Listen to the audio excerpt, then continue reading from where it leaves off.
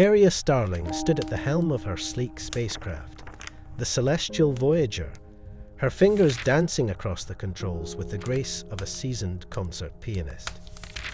The hum of the engines resonated through the ship, a comforting sound that promised adventure and discovery. This was her maiden voyage, the beginning of a journey that would take her beyond the known boundaries of space into the heart of the unknown.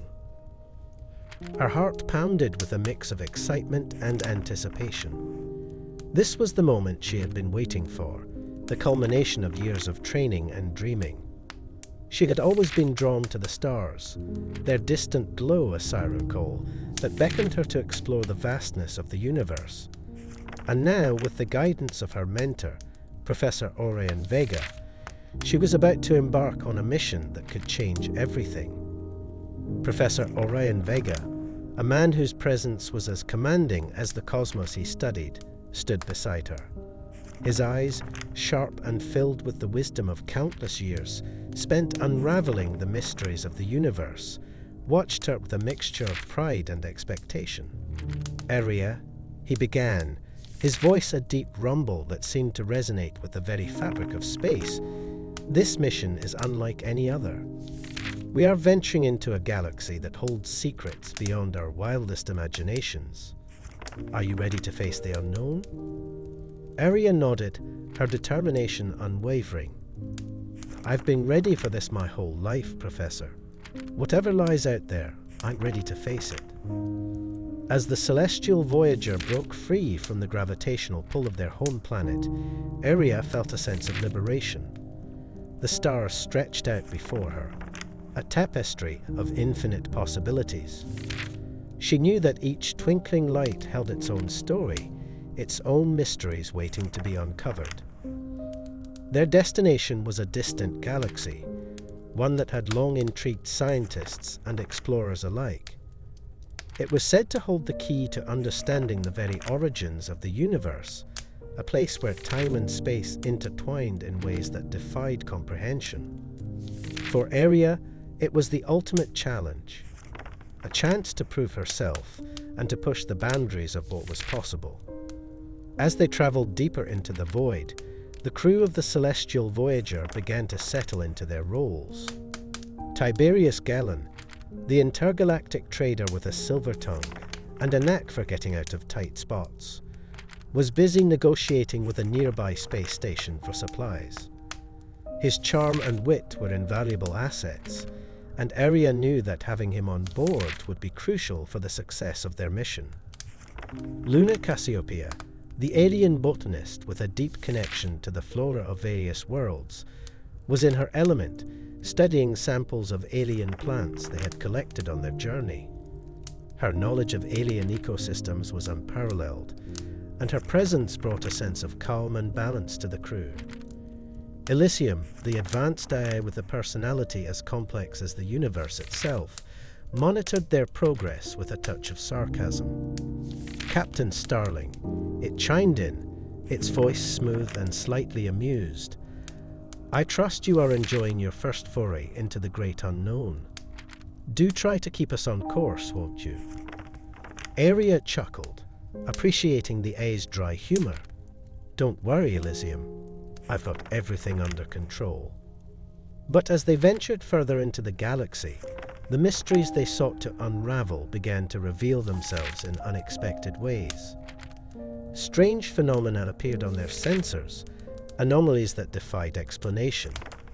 It was as if the very fabric of reality was shifting around them, challenging their understanding of the universe. Professor Vega, ever the scientist, was fascinated by these anomalies. "This is precisely why we are here, Aria," he said, his eyes alight with curiosity. "These disturbances could hold the key to unlocking the secrets of the cosmos. We must investigate further."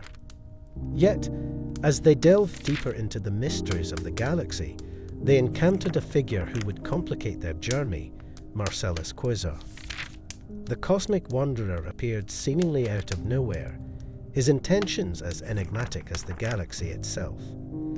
His presence was both a boon and a bane, offering assistance one moment and raising questions the next. "Why are you here, Marcellus?" Aria asked, her voice tinged with suspicion. "What do you hope to gain from this mission?" Marcellus smiled, a shadowy grin that hinted at secrets untold. "I'm here for the same reason as you, Aria, to uncover the truth. But be warned, the truth is not always what it seems." As the celestial voyager continued its journey, Aria found herself grappling with questions that had no easy answers. What lay at the heart of the galaxy they sought to explore? What secrets would they uncover, and at what cost? And most importantly, could she trust Marcellus, or was he leading them into a trap? The path ahead was uncertain, filled with challenges and dangers that would test their resolve. But Aria knew one thing for certain: she would not turn back. The stars called to her, and she would follow their light, no matter where it led. And so, with the galaxy spread out before them like a vast, uncharted sea, Aria and her crew set their course for the unknown, ready to face whatever awaited them in the depths of space. The adventure had only just begun, and the possibilities were as limitless as the stars themselves. As the sleek spacecraft glided through the vast expanse of the cosmos, Aria Starling found herself in a rare moment of tranquility. The stars outside the viewport twinkled like a sea of diamonds, each one a distant world waiting to be explored. It was a far cry from the bustling spaceports and chaotic asteroid fields she was used to navigating. Here, in the serene void, she could almost hear the whispers of the universe. Professor Orion Vega, seated comfortably in the co-pilot's chair, observed Aria with a knowing smile. The young pilot's eyes were wide with wonder, a reflection of the same awe that had driven him to dedicate his life to the mysteries of the cosmos. "It's quite something, isn't it?" he said, breaking the silence with his soft, resonant voice. Aria nodded, her gaze still fixed on the stars. "It's beautiful," she replied, her voice barely above a whisper. "I never imagined it would be like this." Orion chuckled, a sound that was both warm and wise.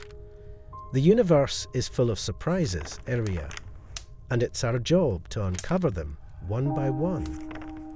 Their mission was a daunting one: to unravel the secrets of a distant galaxy, a task that had eluded scientists for generations.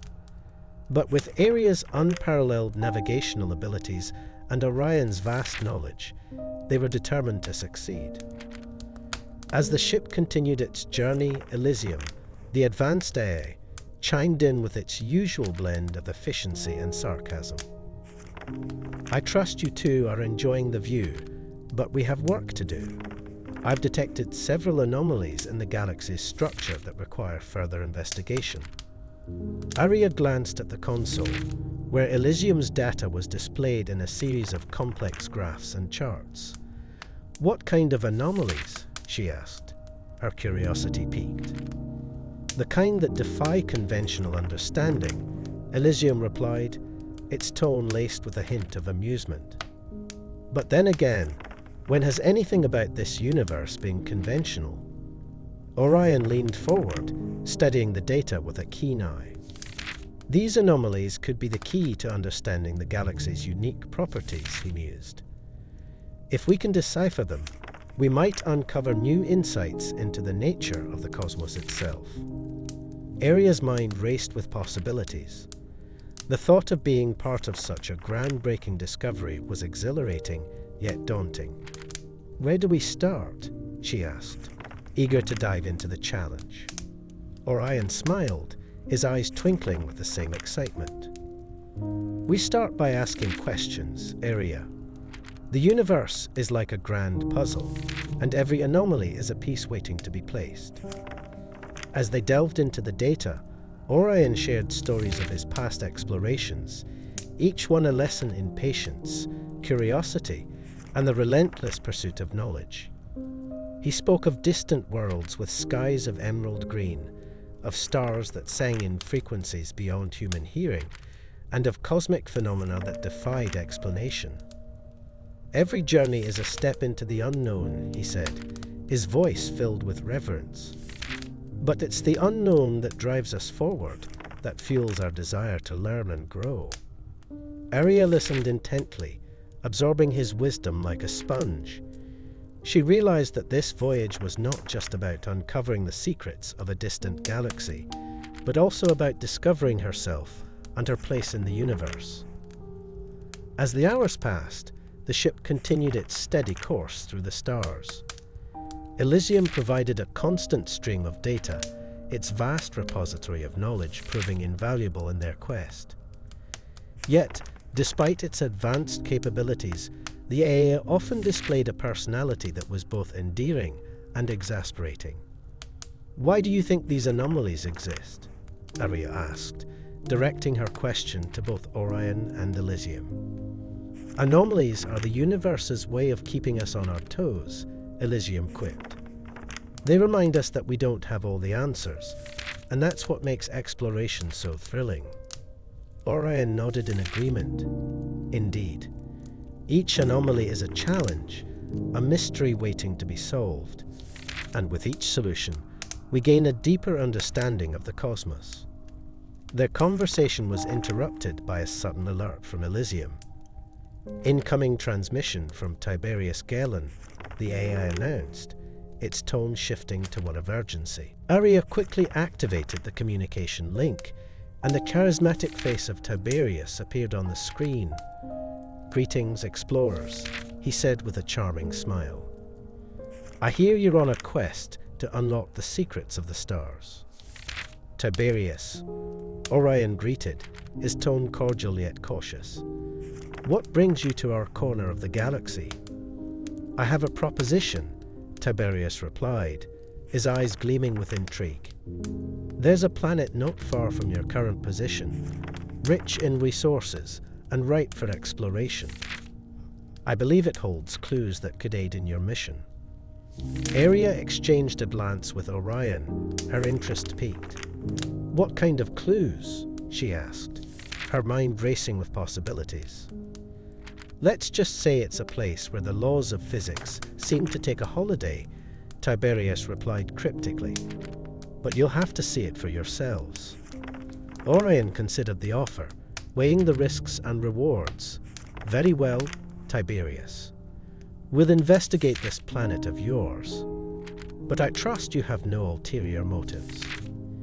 Tiberius laughed, a sound that was both disarming and enigmatic. "You know me too well, Professor. I assure you, my intentions are purely academic." With the course set for this mysterious planet, Arya felt a renewed sense of purpose. The journey ahead was fraught with uncertainty, but it was also filled with promise. As the ship altered its trajectory, she couldn't help but wonder what secrets awaited them on this enigmatic world. Would they find the answers they sought, or would the universe present them with even more questions? Only time would tell. But one thing was certain: with Orion's guidance, Elysium's knowledge, and the support of their allies, they were ready to face whatever challenges lay ahead. As the shimmering glow of distant stars enveloped the spacecraft, Arya Starling felt a sense of anticipation bubbling within her. The vastness of space, with its infinite mysteries and uncharted territories, was her playground. Yet, even with her unparalleled navigational abilities, she knew there was always more to learn. The recent voyage with Professor Orion Vega had opened her eyes to the cosmic anomalies that danced across the galaxy, and now a new chapter was about to unfold. The ship hummed softly as it glided through the cosmos, a testament to the advanced technology that powered their journey. Elysium, the ship's AI, had been instrumental in guiding them through the complexities of space, its vast repository of knowledge proving invaluable time and again. But today, the focus was on a new addition to their team, a being whose expertise lay not in the stars themselves, but in the life that thrived within their light. Luna Cassiopeia, an alien botanist from a distant world, had joined their ranks. Her presence was both intriguing and comforting, her deep connection to the flora of various planets offering a fresh perspective on their travels. As Aria watched Luna move gracefully through the ship, she couldn't help but feel a sense of kinship with the alien botanist. They were both explorers at heart, driven by a desire to uncover the secrets of the universe. Aria. Luna's voice was soft yet filled with an unmistakable enthusiasm. Have you ever considered the possibility that plants might hold the key to understanding the cosmos? Aria turned to face her new companion, curiosity piqued. Plants in space? How do you mean? Luna's eyes sparkled with excitement. On my home planet, we believe that every plant has a story to tell. They are the silent witnesses to the history of the universe, absorbing the energy of stars and the whispers of the cosmos. By studying them, we can learn about the past and perhaps even predict the future. Aria nodded, intrigued by the idea. So, you're saying that by understanding these cosmic plants, we might gain insights into the galaxy's history? Exactly, Luna replied, her voice filled with conviction. And perhaps even uncover secrets that have been lost to time.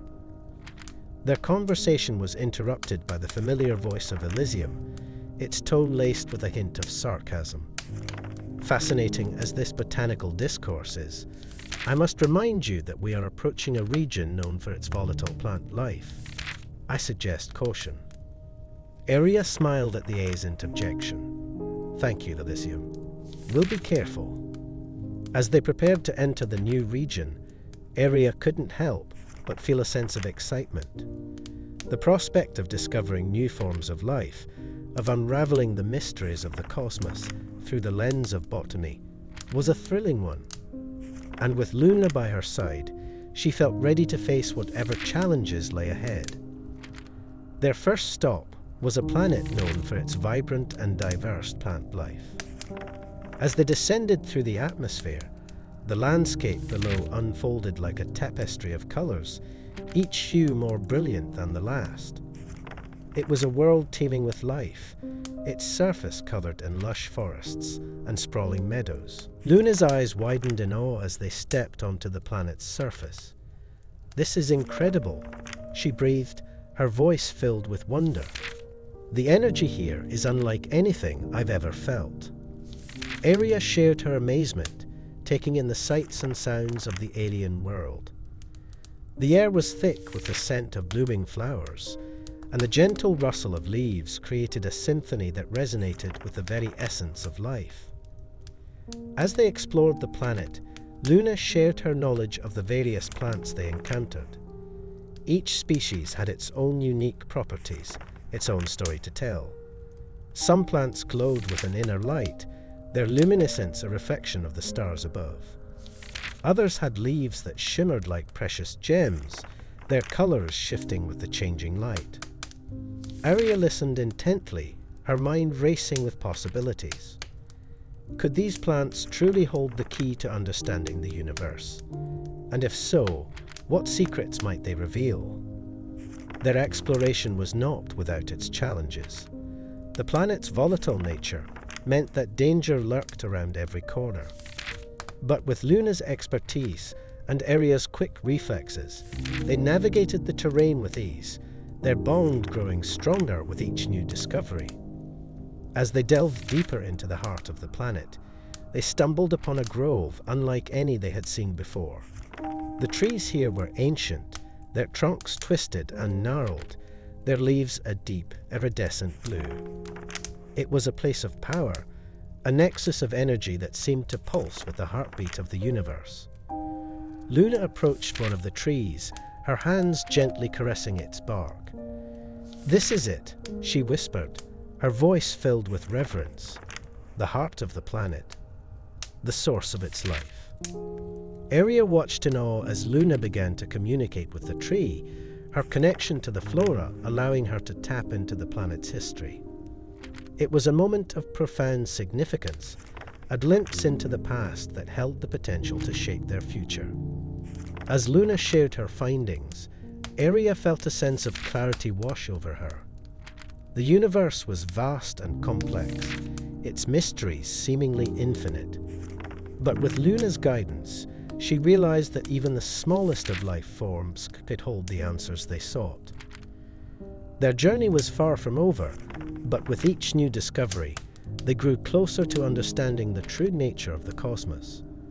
And as they prepared to leave the planet, Aria knew that she had found not only a valuable ally in Luna, but a kindred spirit whose passion for exploration matched her own. Together, they would continue to unravel the secrets of the universe, one cosmic plant at a time. And with the support of their diverse team, they were ready to face whatever challenges lay ahead. What other wonders would they encounter on their journey? Only time would tell. As the shimmering expanse of the cosmos unfolded before them, the crew aboard the starship Celestial Voyager found themselves on the brink of a new adventure. Aria Starling, with her hands deftly maneuvering the controls, felt the familiar thrill of the unknown coursing through her veins.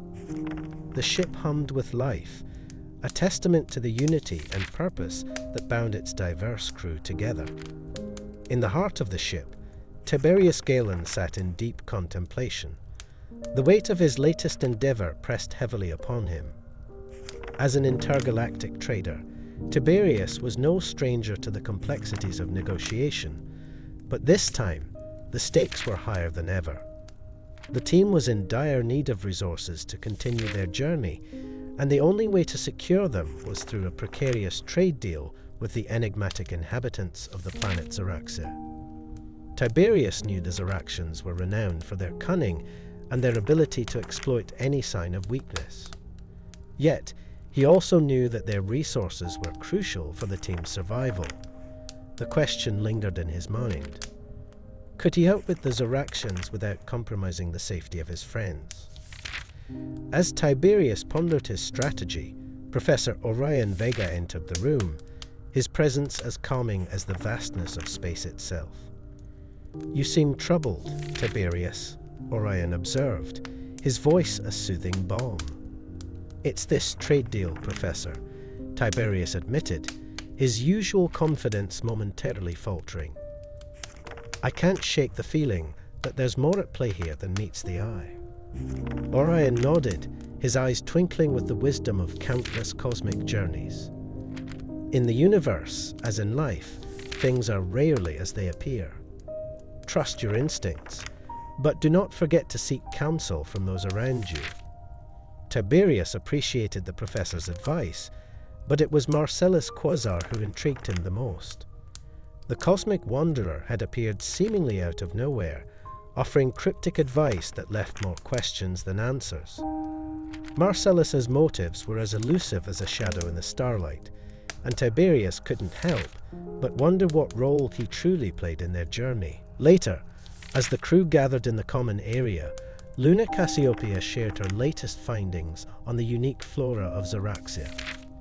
Her enthusiasm was infectious, and even Elysium, the ship's AI, seemed to perk up, interjecting with its characteristic sarcasm. "Ah, Zaraxian plants. Known for their beauty and their ability to eat unwary travelers. Truly a marvel of nature." Aria laughed, the sound of welcome relief from the tension that had settled over the crew. "Let's hope we don't end up on the menu," she quipped, her eyes meeting Luna's with a shared understanding of the challenges ahead. As the conversation continued, Tiberius couldn't shake the feeling that Marcellus was watching him, studying him with an intensity that was both unsettling and intriguing. What did Marcellus know that he wasn't sharing? And why had he chosen this moment to join their journey? The time for the trade negotiation approached, and Tiberius prepared himself for the encounter. He donned his most diplomatic attire, a blend of practicality and elegance that spoke of his experience and his readiness to face whatever the Zaraxians might throw his way. As the Celestial Voyager descended onto Zaraxia, the planet's surface came into view, a tapestry of vibrant colors and swirling mists. The Zoraxians awaited them, their expressions inscrutable, their intentions hidden behind layers of tradition and ceremony. Tiberius stepped forward, his voice steady and confident. "Greetings, esteemed Zoraxians. We come in peace, seeking to forge a mutually beneficial alliance." The Zoraxian leader, a figure of regal bearing and sharp intellect, regarded Tiberius with a mixture of curiosity and skepticism. "Your reputation precedes you, Tiberius Galen. But tell me, why should we trust you?" It was a question Tiberius had anticipated, and he responded with the poise of a seasoned diplomat. "Trust is the foundation of any successful partnership. We offer knowledge and technology in exchange for your resources. Together, we can achieve greatness." The negotiation that followed was a delicate dance of words and intentions, each side probing for weaknesses while seeking common ground. Tiberius drew upon his extensive experience, weaving a tapestry of promises and assurances that gradually won over the Zoraxians. Yet, as the deal seemed within reach, Marcellus Quasar's cryptic advice echoed in Tiberius's mind. "Beware the shadows that dance in the light," Marcellus had said, his eyes distant and unfathomable. What did Marcellus mean? Was there a hidden threat that Tiberius had overlooked? As the final terms of the agreement were laid out, Tiberius couldn't help but glance at Marcellus, who stood at the edge of the gathering, his expression unreadable. The trade deal was sealed with a ceremonial exchange, and the crew of the celestial Voyager breathed a collective sigh of relief. They had secured the resources they needed, but Tiberius couldn't shake the feeling that the true challenge lay ahead. As the crew prepared to depart Zoraxia, Tiberius sought out Marcellus, determined to uncover the truth behind his enigmatic warnings. "What did you mean by shadows that dance in the light?" Tiberius asked, his voice a mixture of curiosity and frustration. Marcellus smiled, a gesture that held both warmth and mystery. "In every deal, there are unseen forces at play. Trust your instincts, Tiberius, and remember that not all allies are what they seem." With those words, Marcellus turned and walked away, leaving Tiberius with more questions than answers. What unseen forces were at work? And how would they impact the crew's journey through the stars? As the celestial Voyager lifted off, Aeria, Luna, Orion, and Elysium gathered around Tiberius, their camaraderie a beacon of hope in the vastness of space. Together, they would face whatever challenges lay ahead, united by their shared purpose and the bonds they had forged. But as they ventured deeper into the cosmos, one question lingered in Tiberius's mind. Could they truly trust Marcellus Quasar, or was he a shadow that danced in the light, guiding them toward an uncertain destiny? As the shimmering expanse of the cosmos stretched endlessly before them, the crew aboard the star-bound Voyager found themselves on the cusp of yet another interstellar challenge. The ship hummed with a quiet anticipation, its sleek form cutting through the stardust like a comet on a mission. Inside, the atmosphere was tense yet charged with the energy of possibility. Tiberius Galen, with his usual air of confidence, stood at the helm, his eyes scanning the holographic display that projected the intricate network of alliances and territories they were about to navigate. This diplomatic mission was crucial, not just for their immediate needs, but for the stability of the entire sector. The resources Tiberius had secured in the previous act were only a temporary solution. Long-term peace and cooperation were essential. "Are we ready for this, Elysium?" Tiberius asked, his voice steady but carrying an undercurrent of concern. Elysium, the ship's AI, responded with its characteristic blend of wit and wisdom. "Ready as we'll ever be, Tiberius. Just remember, diplomacy is like chess. Every move counts, and sometimes the best move is to wait." Area starving, ever the adventurer couldn't help but interject. Or sometimes, the best move is to fly straight into the storm and come out the other side with a story to tell. Professor Orion Vega, who had been quietly observing the exchange, nodded thoughtfully.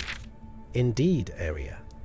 But remember, stories are only worth telling if there's someone left to tell them. The destination was the planet Zenthara, a lush world known for its vibrant ecosystems and the diverse species that called it home. It was here that Tiberius hoped to broker a peace treaty between two rival factions, the Zenthari and the Vortani. Both groups had laid claim to a region rich in rare minerals, and tensions had been escalating for months. As they approached Zenthara, Luna Cassiopeia, with her deep connection to the planet's flora, prepared to play her part. Her knowledge of the local ecosystems and her ability to communicate with the planet's unique plant life would be invaluable in convincing the Zenthari of the benefits of peace. Remember, Luna, Tiberius advised, the Zenthari respect the land above all else. If you can show them that peace will preserve their world, we might just have a chance. Luna nodded, her eyes reflecting the determination that had become her hallmark. I won't let you down, Tiberius. The plants have their own stories to tell, and I intend to listen. As the starbound Voyager descended through the planet's atmosphere, the team prepared for the negotiations ahead. The landing site was a neutral zone, a verdant valley where representatives from both factions had agreed to meet. However, as they disembarked, it became clear that not everyone was eager for peace. A group of Vortani warriors, their armor glinting in the sunlight, stood at the edge of the clearing, their expressions wary and distrustful. The Zenthari delegation, equally formidable, mirrored their stance on the opposite side. Tiberius stepped forward, his diplomatic skills put to the ultimate test. Esteemed representatives of Zenthar, he began, his voice carrying the weight of authority and respect. We come in peace, seeking a resolution that will benefit all. But before he could continue, a shout rang out from the Vortani side. Why should we trust outsiders? What do you know of our struggles? It was a valid question, one that hung in the air like a challenge. Area, sensing the tension, exchanged a quick glance with Luna. This was their moment to intervene. Luna and I have seen many worlds. Arya began, her tone calm and reassuring. And we've learned that the greatest strength lies in unity. The stars themselves are a testament to this truth. Luna stepped forward, her presence serene yet commanding.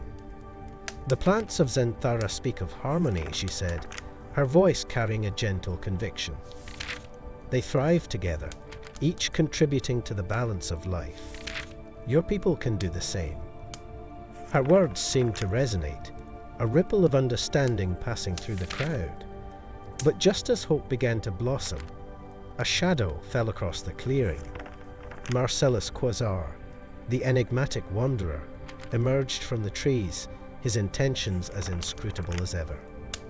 What brings you here, Marcellus? Professor Vega asked, his tone cautious. Marcellus smiled, a hint of mischief in his eyes.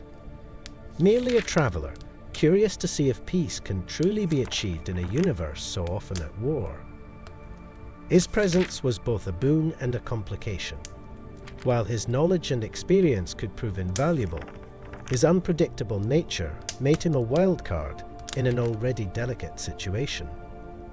Tiberius, ever the strategist, seized the opportunity. Perhaps Marcellus can offer a perspective that neither side has considered, he suggested, hoping to turn the Wanderer's arrival to their advantage. Marcellus chuckled, his gaze sweeping over the assembled factions. Perhaps I can. Or perhaps the answer lies within yourselves, waiting to be discovered. His words, cryptic as always, left the factions pondering their next move. It was a moment of reflection, a pause in the storm of conflict that allowed for a glimmer of hope. As the negotiations continued, guided by Tiberius's diplomacy and the team's collective efforts, a fragile peace began to take shape. The Zenthari and Vortani, inspired by the unity of the cosmos and the wisdom of the land, found common ground. Yet, as the starbound Voyager prepared to depart, questions lingered. Would this peace endure, or was it merely a temporary reprieve? And what role would Marcellus play in the unfolding saga of the stars? The journey was far from over, and the universe, vast and mysterious, held many more secrets waiting to be uncovered.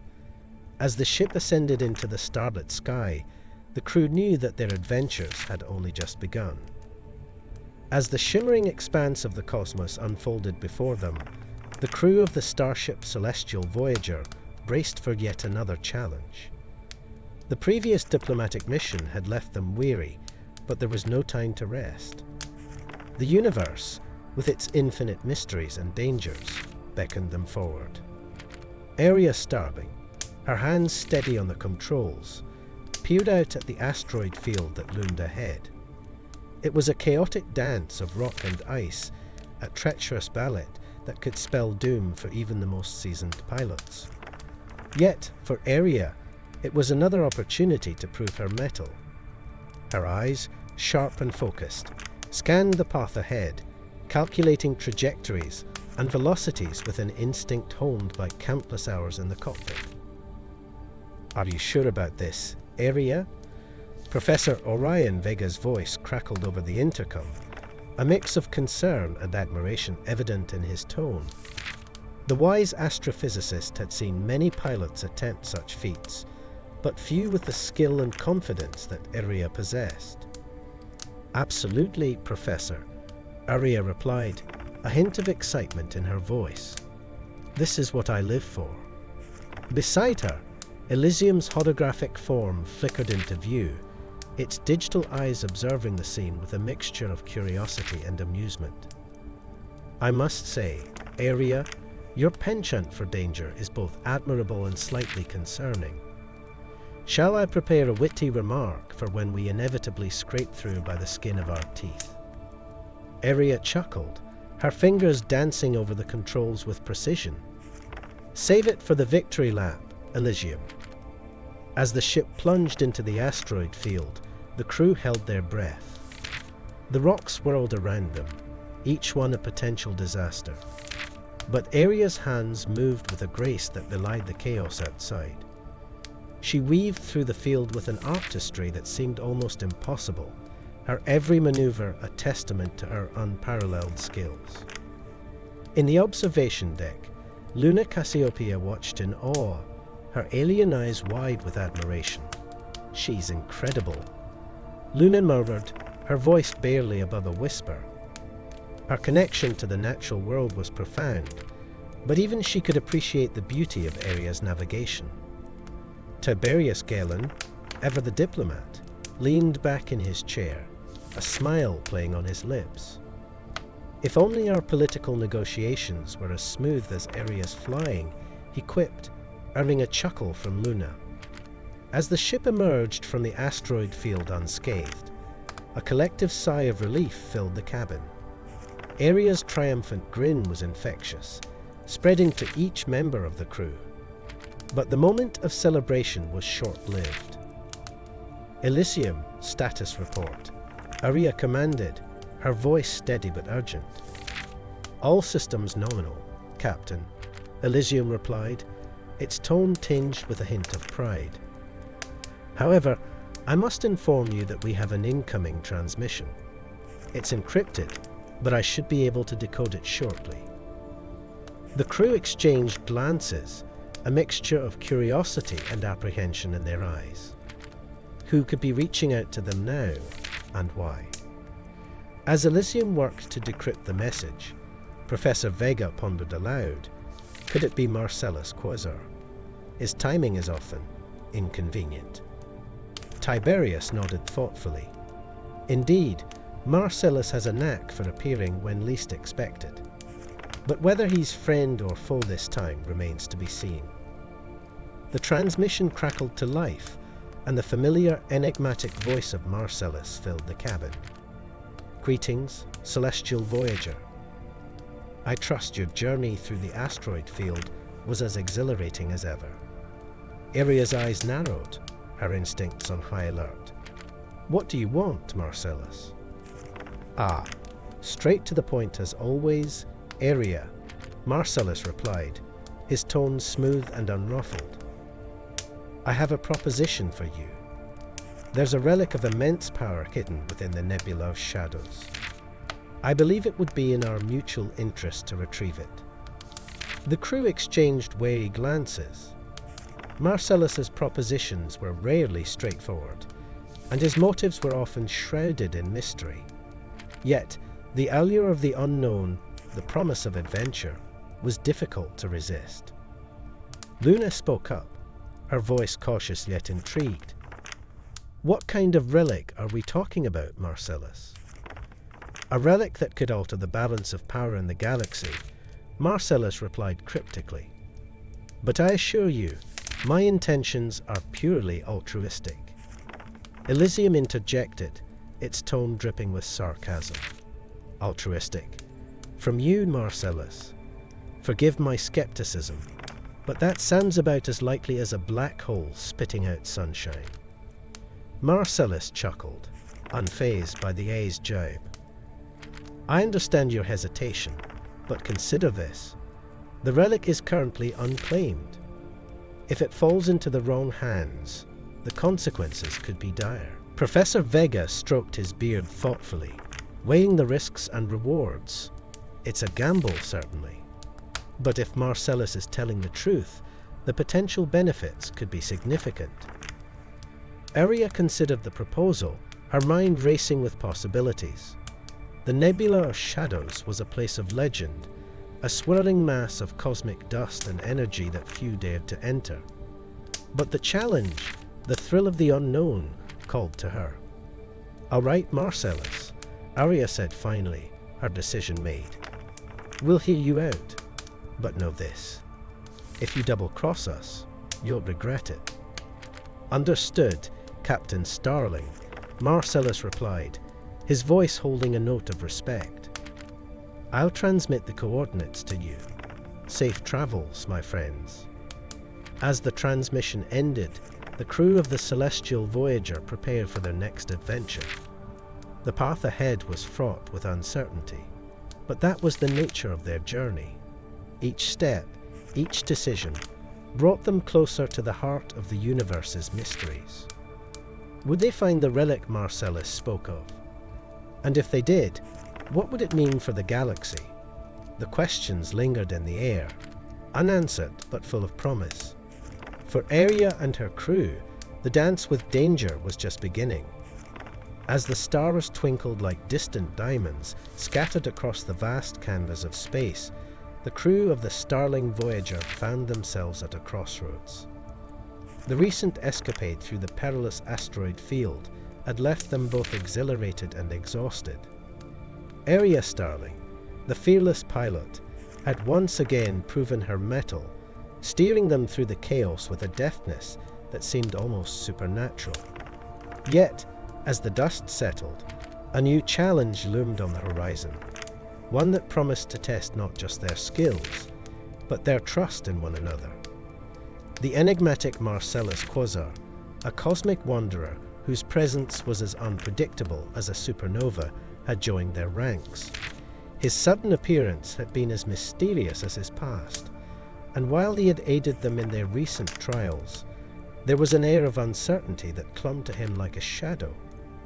Who was Marcellus Quasar, truly? And what did he want from them? Professor Orion Vega, the wise astrophysicist whose knowledge of the cosmos was rivaled only by his curiosity, was the first to broach the subject. "Marcellus," he began, his voice a calm anchor in the sea of uncertainty. "You've been with us for some time now, yet we know so little about you. Perhaps it's time you shared your story." Marcellus, leaning casually against the bulkhead, met Orion's gaze with a wry smile. "Ah, Professor, Stories are like constellations. Some are bright and clear, others hidden in the depths of the night sky. But I suppose it's only fair to shed a little light on my own. The crew gathered around, their interest piqued. Aria, ever the skeptic, crossed her arms and leaned back in her chair, her eyes never leaving Marcellus. Tiberius Galen, the intergalactic trader with a penchant for diplomacy, watched with a keen interest, his mind already calculating the potential implications of Marcellus's revelations. Luna Cassiopeia, the alien botanist, listened intently, her curiosity about this human's past as vibrant as the flora she so dearly loved. Marcellus began his tale, his voice weaving a tapestry of intrigue and adventure. He spoke of distant worlds and forgotten civilizations, of alliances forged and broken, of a life spent wandering the cosmos in search of something he could not name. I was once part of a crew much like yours, he confessed, his eyes distant as if seeing ghosts of the past. We sought knowledge, treasures, and sometimes redemption. But the universe is a fickle mistress, and not all journeys end as they begin. His words hung in the air, a haunting melody that resonated with each member of the crew. Aria felt a flicker of understanding, a kinship with this man who, like her, had danced with danger and survived to tell the tale. Yet there was something more, something unsaid that lingered in the spaces between his words. Elysium, the advanced AI whose personality was as complex as the universe itself, interjected with a hint of sarcasm. Fascinating narrative, Marcellus. But forgive my digital skepticism.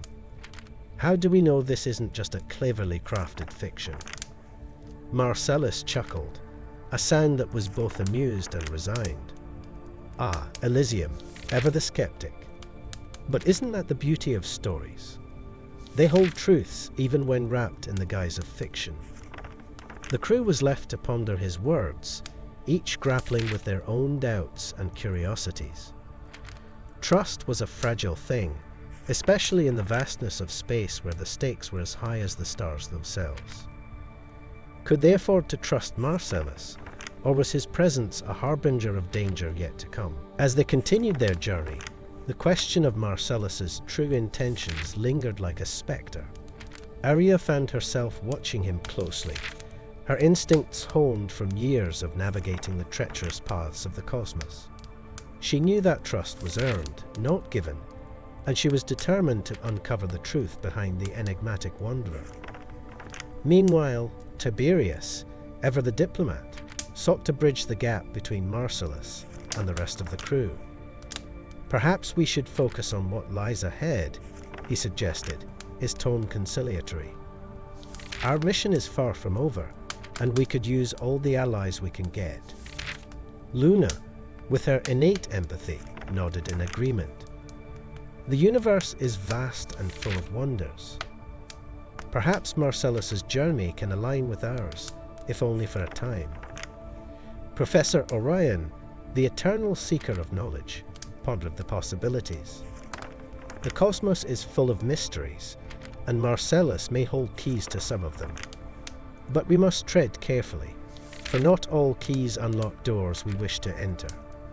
As the Starling Voyager continued its voyage through the stars, the crew found themselves united by a shared purpose, yet divided by the uncertainties that Marcellus's presence had introduced.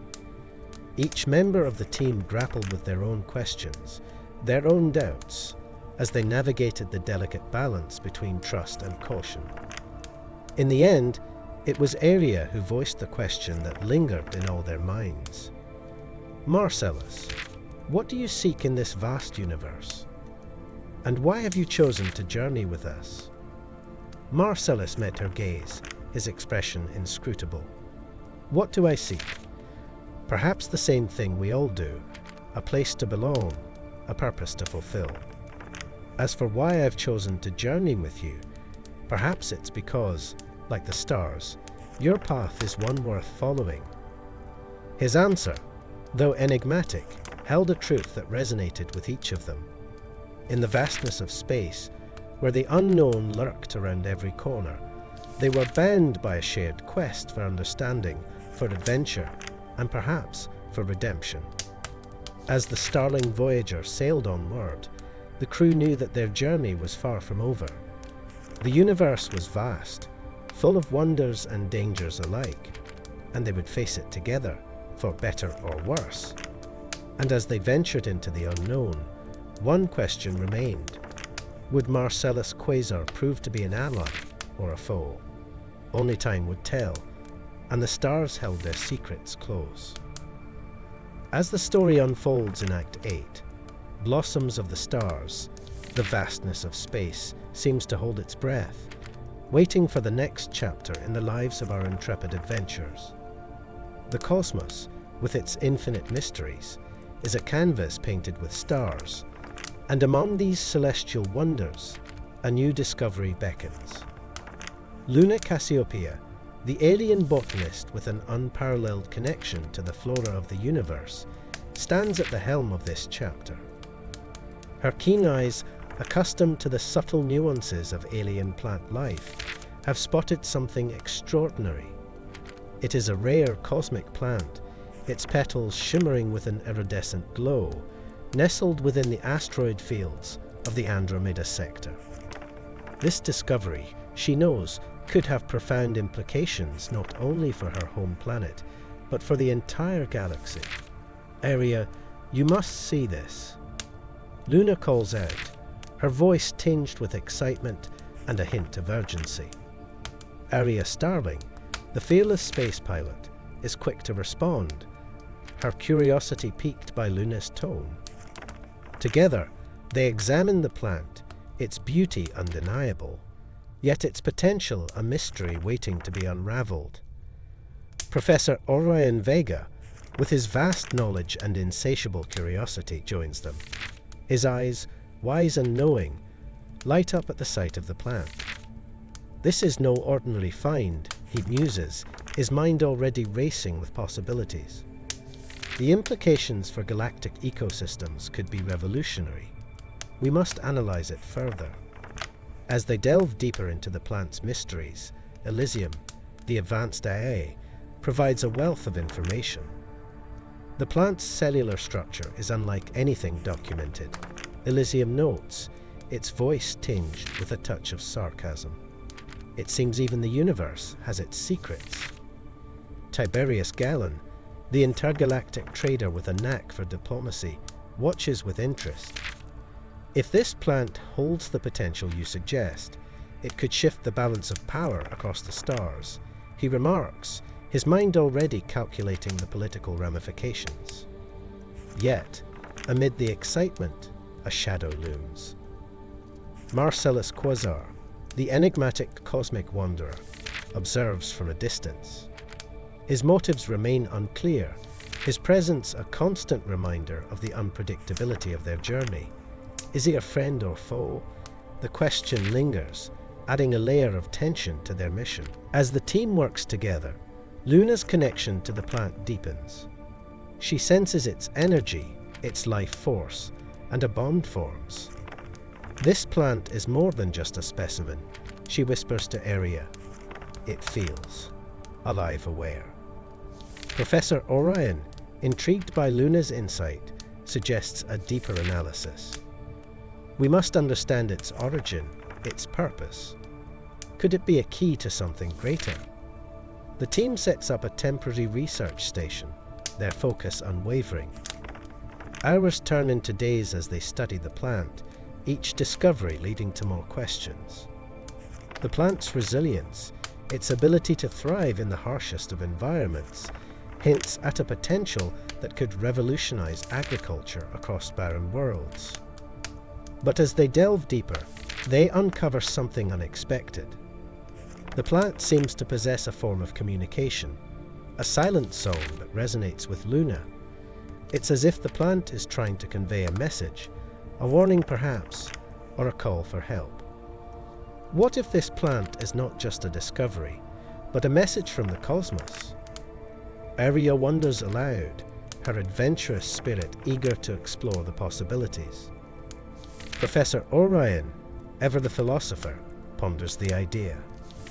The universe speaks in many languages.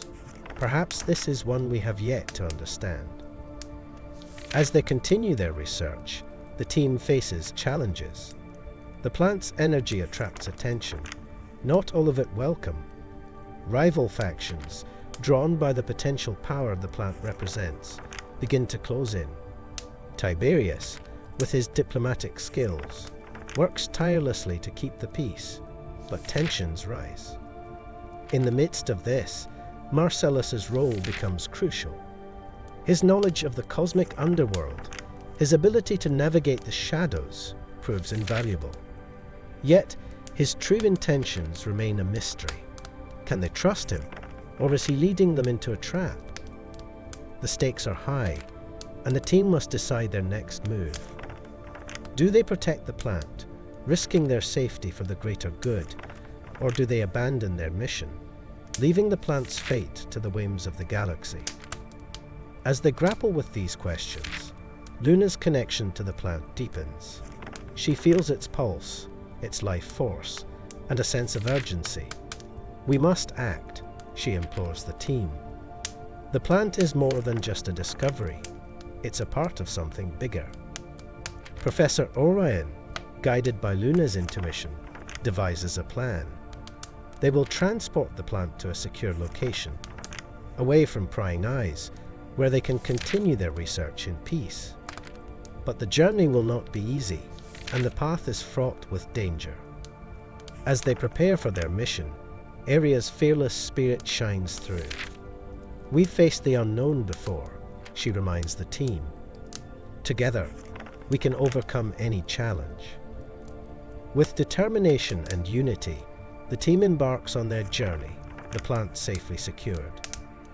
But as they navigate the stars, they know that their adventure is far from over. The universe holds many secrets, and this is just the beginning. As they travel through the cosmos, questions linger. What is the true nature of the plant? What message does it hold? And what role will Marcellus play in their journey? The answers lie among the stars, waiting to be discovered. In this vast universe, where every star tells a story, the team continues their quest, driven by curiosity, courage, and the unyielding desire to uncover the truths hidden in the blossoms of the stars. As the crew of the starbound Voyager drifted through the cosmic expanse, the stars twinkled like 1,000 eyes watching over them. Aria Starling, at the helm, felt a familiar thrill coursing through her veins. The universe was a vast, uncharted territory, and she was its fearless explorer. But today, the thrill was tinged with a hint of mystery, as they approached a derelict spacecraft that had been drifting in the void for untold years. "Aria, are you sure about this?" Professor Orion Vega's voice crackled through the comms, his tone a blend of caution and curiosity. His mind, always seeking to unravel the universe's secrets, was now focused on this forgotten relic of the past. Aria glanced at the holographic display, her fingers dancing over the controls. "Positive, Professor. There's something about this ship. It feels like it has a story to tell." Beside her, Elysium's holographic form flickered into view, its digital eyes gleaming with intrigue. A story indeed. The ship's design is ancient, yet sophisticated. It predates most known civilizations in this sector. Fascinating. Marcellus Quasar, the enigmatic wanderer, stood apart from the group, his expression unreadable. Aria noticed his gaze fixed on the ship, a flicker of recognition in his eyes. "Marcellus, do you know something about this ship?" she asked, her voice gentle yet probing. He hesitated, shadows crossing his face. "Perhaps. Or perhaps it's just a ghost from my past. Either way, we must tread carefully." With the decision made, the crew prepared to board the derelict vessel. As they donned their suits and checked their equipment, A sense of anticipation hung in the air. What secrets lay hidden within the ship's ancient corridors? What stories did it hold, waiting to be uncovered? The airlock hissed open, and Aria led the way, her heart pounding with excitement and a touch of apprehension. The ship's interior was dimly lit, the walls lined with strange symbols and faded murals depicting scenes of a long-lost civilization. Dust motes danced in the beams of their flashlights, casting eerie shadows. Elysium's voice echoed in their helmets, its tone laced with curiosity. These symbols are unlike any known language. They speak of journeys across the stars, of a people searching for something, or fleeing from something. As they ventured deeper, the atmosphere grew heavier, as if the ship itself was aware of their presence. Luna paused, her senses attuned to the subtle energies around her. The echoes are stronger here. It's as if the ship is alive, remembering. Suddenly, a low hum reverberated through the corridors, and the lights flickered to life. The crew exchanged wary glances, their hands instinctively reaching for their weapons. "Stay alert," Tiberius warned, his voice steady. "We don't know what triggered that." Their journey led them to the heart of the ship, a vast chamber filled with intricate machinery and a central console that pulsed with a faint, rhythmic glow. Aria approached it cautiously, her fingers brushing over the controls. This must be the ship's core, but why is it still active after all this time? Professor Orion studied the console, his mind racing. It's possible the ship was designed to preserve its knowledge, to keep its history alive for those who might find it. As they pondered the ship's purpose, a sudden movement caught their attention. A holographic projection flickered into existence, depicting a figure clad in ancient garb. The figure spoke in a language none of them understood, yet the emotion in its voice was unmistakable. Fear, desperation, hope. Marcellus stepped forward, his eyes locked on the projection. "I know this," he murmured, his voice barely audible. "It's a warning, a plea for help." The crew listened intently as Marcellus translated the message, his words painting a picture of a civilization on the brink of destruction, fleeing from an unknown threat. The echoes of their past resonated with the present, a haunting reminder of the fragility of life among the stars. But as they absorbed the message, a new threat emerged. The ship's systems, long dormant, began to awaken, their purpose unclear. The hum grew louder, and the walls seemed to close in around them. "We need to leave," Aria urged, her instincts screaming danger. Now, as they retraced their steps, the ship's corridors twisted and shifted, as if trying to trap them within its depths. Elysium's voice guided them, its vast knowledge navigating the labyrinthine passages. "This way. Hurry." With each step, the echoes of the past grew fainter, the ship's secrets slipping away like sand through their fingers. Yet the questions lingered, unanswered. What had driven this civilization to the brink? And what connection did Marcellus have to their fate? As they finally reached the airlock, the ship shuddered, its systems threatening to collapse. The crew barely made it back to the starbound Voyager before the derelict vessel began to disintegrate, its ancient secrets lost once more to the void. Back aboard their own ship, the crew gathered to reflect on their encounter. The echoes of the past had left their mark, raising more questions than answers. But one thing was clear, their journey was far from over. The universe was vast and full of mysteries, and they were determined to uncover them all. As they set course for their next destination, Aria couldn't shake the feeling that their paths were intertwined with those who had come before. The echoes of the past whispered to her, urging her onward into the unknown. What other secrets awaited them among the stars? And what role would they play in the unfolding tapestry of the cosmos? As the dust from their recent encounter aboard the forgotten spacecraft began to settle, the crew found themselves gathered around the holographic display in the central hub of their own ship, the Astrea. The air was thick with anticipation and a hint of unease, as the echoes of the past still lingered in their minds. Aria, ever the fearless leader, stood at the helm, her eyes scanning the intricate patterns of light and data that danced before them. Professor Orion Vega, with his characteristic calm and wisdom, leaned forward, his fingers tracing the lines of an ancient star map that flickered in the holographic display. "These maps," he began, his voice a blend of awe and curiosity, "are unlike anything we've encountered before. They speak of civilizations long gone, yet their knowledge remains hidden within these celestial enigmas." Aria nodded, her adventurous spirit ignited by the prospect of uncovering secrets that had been lost to time. "What do you think they lead to, Professor?" she asked, her voice steady but laced with excitement. Before Orion could respond, Elysium interjected, its voice smooth and slightly sardonic. "If I may, these maps are not merely navigational tools. They are keys, encoded with knowledge that could reshape our understanding of the universe. Or, lead us into a cosmic trap. Either way, it's bound to be interesting."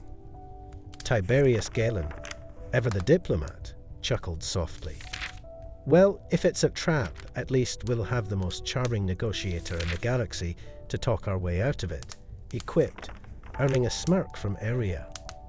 Luna Cassiopeia, with her deep connection to the natural world, studied the maps with a thoughtful expression. "These patterns," she mused, "they remind me of the growth cycles of certain plants on my home planet. Perhaps there's a natural rhythm to these paths, something that aligns with the cosmos itself." Marcellus Quasar, standing slightly apart from the group, watched the proceedings with his usual enigmatic demeanor. His past, now partially revealed, still cast a shadow over his intentions. Yet, there was a glint in his eyes that suggested he too was intrigued by the mysteries these maps promised to unravel. As the team pondered the implications of the ancient star maps, Orion continued his analysis, his fingers dancing over the controls. "Elysium, can you enhance the resolution on these sections here?"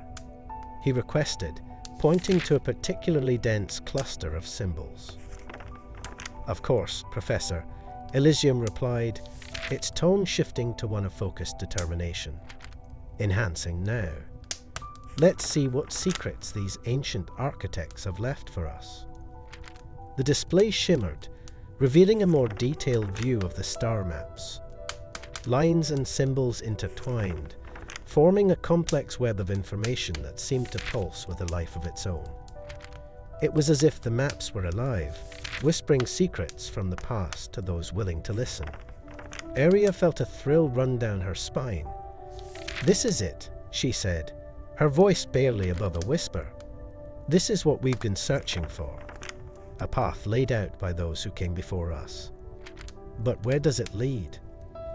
Orion, his eyes alight with the fire of discovery, responded, "That, my dear Aria, is the question we must answer. These maps could lead us to untold knowledge or unimaginable danger. But one thing is certain, we cannot ignore their call." Tiberius, ever the pragmatist, added, "And if these maps are as valuable as they seem, we're not the only ones who will be interested in them. We must be cautious." Luna nodded in agreement, her gaze fixed on the display. "The universe is vast and full of wonders, but also peril. We must tread carefully." Marcellus, his voice a low rumble, finally spoke.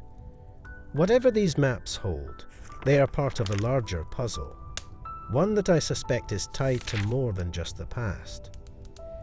His words hung in the air, a reminder of the complexities and uncertainties that lay ahead. The crew knew that their journey was far from over, and that the path before them was fraught with challenges both known and unknown.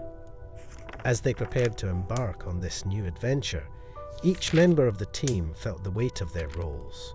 Aria, with her fearless heart and unparalleled skills, would guide them through the stars. Orion, with his vast knowledge and wisdom, would illuminate the path. Tiberius, with his diplomatic prowess, would navigate the political intricacies that awaited them. Luna, with her deep connection to the natural world, would provide insight into the cosmic rhythms they would encounter. Elysium, with its vast repository of knowledge and sharp wit, would be their ever-reliable ally. And Marcellus, with his mysterious past and uncertain motives, would be the wild card, a factor that could tip the scales in unforeseen ways. Together, they would face the celestial enigmas that lay before them, driven by a shared desire to uncover the truths hidden within the stars. What secrets would they uncover? What dangers would they face? And what would they learn about themselves along the way?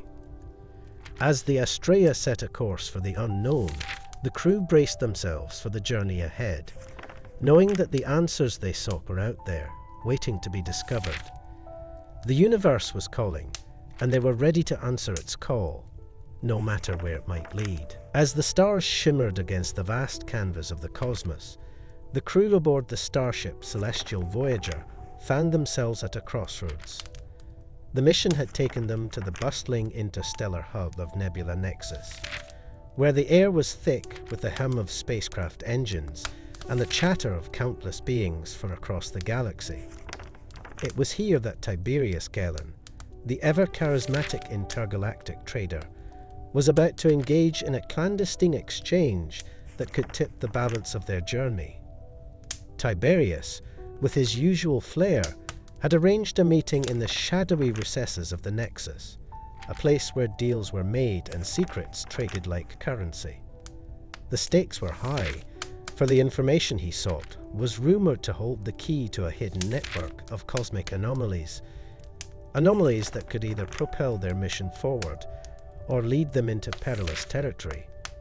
But as Tiberius prepared to make his move, Aria Starling, the fearless pilot of the Celestial Voyager, found herself grappling with a moral quandary. Are we really doing the right thing, Tiberius? Aria's voice cut through the dimly lit corridor of the ship, her eyes reflecting both concern and determination. Trading intelligence like this, it feels like we're walking a fine line between allies and enemies. Tiberius paused, his usual confident demeanor momentarily faltering. I understand your concerns, Aria, he replied, his voice a mix of sincerity and resolve. But sometimes, to navigate the complexities of the galaxy, we must engage in these exchanges. The information we gain could be crucial for our mission, and for understanding the anomalies that threaten the balance of the universe. Aria nodded, though her unease lingered. She had always trusted Tiberius's instincts, but the weight of their decisions seemed heavier than ever. I just hope we're not making a deal with the wrong kind of people, she murmured, her thoughts drifting to the enigmatic figures they had encountered on their journey. Meanwhile, Professor Orion Vega, the wise astrophysicist whose knowledge of the cosmos was unparalleled, observed the exchange with a contemplative gaze. The universe is a tapestry of interconnected threads, he mused, his voice carrying the weight of countless starry nights spent pondering the mysteries of the cosmos. Every decision, every alliance we forge, has the potential to unravel or strengthen that tapestry. We must tread carefully. As the crew deliberated, Luna Cassiopeia, the resourceful alien botanist, joined the conversation. Her deep connection to the flora of various worlds had given her a unique perspective on the interconnectedness of life. In my world, we have a saying, she began, her voice gentle yet firm. The roots of a tree may spread far and wide, but they all lead back to the same source. Perhaps our alliances are like those roots, leading us to the truths we seek. Elysium, the advanced AI with a penchant for sarcasm, interjected with a wry comment. Ah, the age-old question of ethics and alliances. If only the universe came with a manual on moral ambiguity. Despite the A's jest, the gravity of the situation was not lost on the crew. They knew that the path they chose could alter the course of their journey, and perhaps the fate of the galaxy itself. As Tiberius prepared to leave for the exchange, Marcellus Quasar, the mysterious cosmic wanderer, appeared from the shadows. His presence was both reassuring and unsettling, as his true motives remained shrouded in mystery. "Be wary, Tiberius," Marcellus warned, his voice a low rumble. In the game of intelligence, the players are often more dangerous than the secrets they hold. With those words echoing in his mind, Tiberius set off into the depths of Nebula Nexus, his heart a mix of anticipation and caution. The meeting place was a secluded alcove, hidden from prying eyes and filled with the whispers of countless transactions. As he approached, he could feel the weight of unseen gazes upon him, each one assessing, calculating. The figure he was to meet emerged from the shadows, cloaked in anonymity. Their voice was a whisper, barely audible over the ambient noise of the Nexus. "You seek knowledge, trader," they said, their tone both inviting and foreboding. "But knowledge comes at a price. Are you prepared to pay it?" Tiberius hesitated, the words of his companions echoing in his mind. Was he prepared to pay the price, whatever it might be? And what would it mean for the crew of the Celestial Voyager, for Aria, Orion, Luna, and even Marcellus? Back on the ship, Aria paced the corridors, her mind a whirlwind of thoughts. She trusted Tiberius, but the uncertainty of their situation gnawed at her. What if the information they sought led them into a trap? What if their alliances were built on shifting sands? As the hours passed, the crew waited in tense anticipation, each lost in their own thoughts. Professor Orion pondered the cosmic anomalies that had brought them to this point, while Luna tended to her collection of alien plants, finding solace in their quiet resilience. Elysium, ever the observer, monitored the ship's systems, ready to spring into action should the need arise. Finally, Tiberius returned, his expression unreadable. The crew gathered around him, eager for news of the exchange. "Did you get the information?" Aria asked, her voice tinged with both hope and apprehension. Tiberius nodded, though his eyes betrayed a hint of uncertainty. "I did," he replied, his voice steady. "But the price, it was higher than I anticipated. We have the intel, but we must tread carefully. The path ahead is fraught with danger, and our alliances may be tested in ways we cannot yet foresee." As the crew absorbed his words, a sense of resolve settled over them. They had chosen this path, and now they must see it through, whatever the cost. The mysteries of the universe awaited, and with them, the answers they sought. But as they prepared to embark on the next leg of their journey, one question lingered in the air, unspoken yet palpable. In the vast expanse of the cosmos, where alliances could shift like the tides, who could truly be trusted? As the cosmic dust settled from their latest escapade, the crew found themselves in the dimly lit confines of the Starfire, their trusty ship. The atmosphere was tense, a palpable unease threading through the air like an invisible current. Aria Starling, with her usual poise and determination, sat at the helm, her fingers dancing over the controls as she navigated the ship through the vast, unending expanse of space. Her mind, however, was elsewhere, tangled in the web of doubts that had been spun since their last encounter with Marcellus Quasar. Professor Orion Vega, with his characteristic calm and wisdom, sensed the discord among the crew. He stood by Aria, his gaze fixed on the stars beyond the viewport. Aria, he began, his voice a soothing balm against the tension. Sometimes the universe tests our bonds in ways we cannot foresee. Trust is a fragile thing, easily fractured, but not beyond repair. Aria nodded, her eyes still on the stars. I know, Professor, but Marcellus, he's an enigma. One moment he's with us, the next, he's a shadow. How can we trust someone who seems to have one foot in the light and the other in darkness? Before Orion could respond, the door to the cockpit slid open, and Tiberius Galen strode in, his presence as commanding as ever. We need to talk, he said, his voice carrying the weight of urgency. Marcellus has been acting strange, even for him. I've been hearing whispers, and they're not good. Luna Cassiopeia, who had been quietly tending to our collection of rare intergalactic plants, joined them, her eyes reflecting concern. Marcellus has always been a mystery, but he's also been there when it mattered. We can't ignore that. Elysium, the ship's AI, interjected with its usual dry wit. The age-old dilemma of trust. Do we judge actions or intentions? Perhaps a philosophical debate is in order. Aria sighed, her mind a whirlpool of conflicting thoughts. We need to confront him. We can't move forward with this cloud hanging over us. As if summoned by their discussion, Marcellus entered, his presence as enigmatic as ever. His eyes, deep and unreadable, scanned the room, taking in the wary faces of his companions. I gather there's something you wish to discuss, he said, his voice smooth yet guarded. Tiberius wasted no time. We need answers, Marcellus. Your loyalties have been questioned, and we can't afford any more surprises. Marcellus met Tiberius's gaze, his expression unreadable. I understand your concerns. My past is not something I can easily explain, nor is it something I am proud of. But know this, my intentions have always been to aid this team.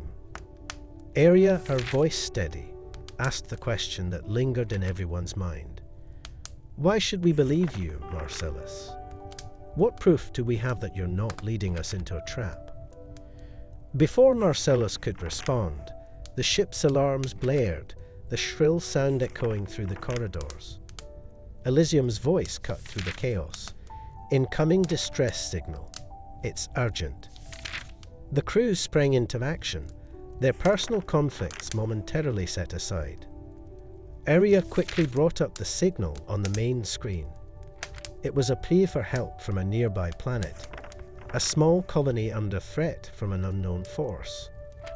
Marcellus stepped forward, his demeanor shifting from defensive to resolute.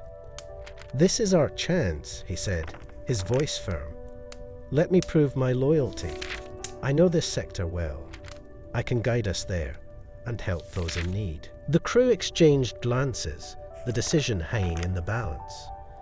Finally, Professor Orion spoke, his voice carrying the weight of his years of wisdom. We have little choice but to trust you, Marcellus. But know this, our trust is not given lightly. With the decision made, Aria set a course for the beleaguered colony, her hands steady on the controls.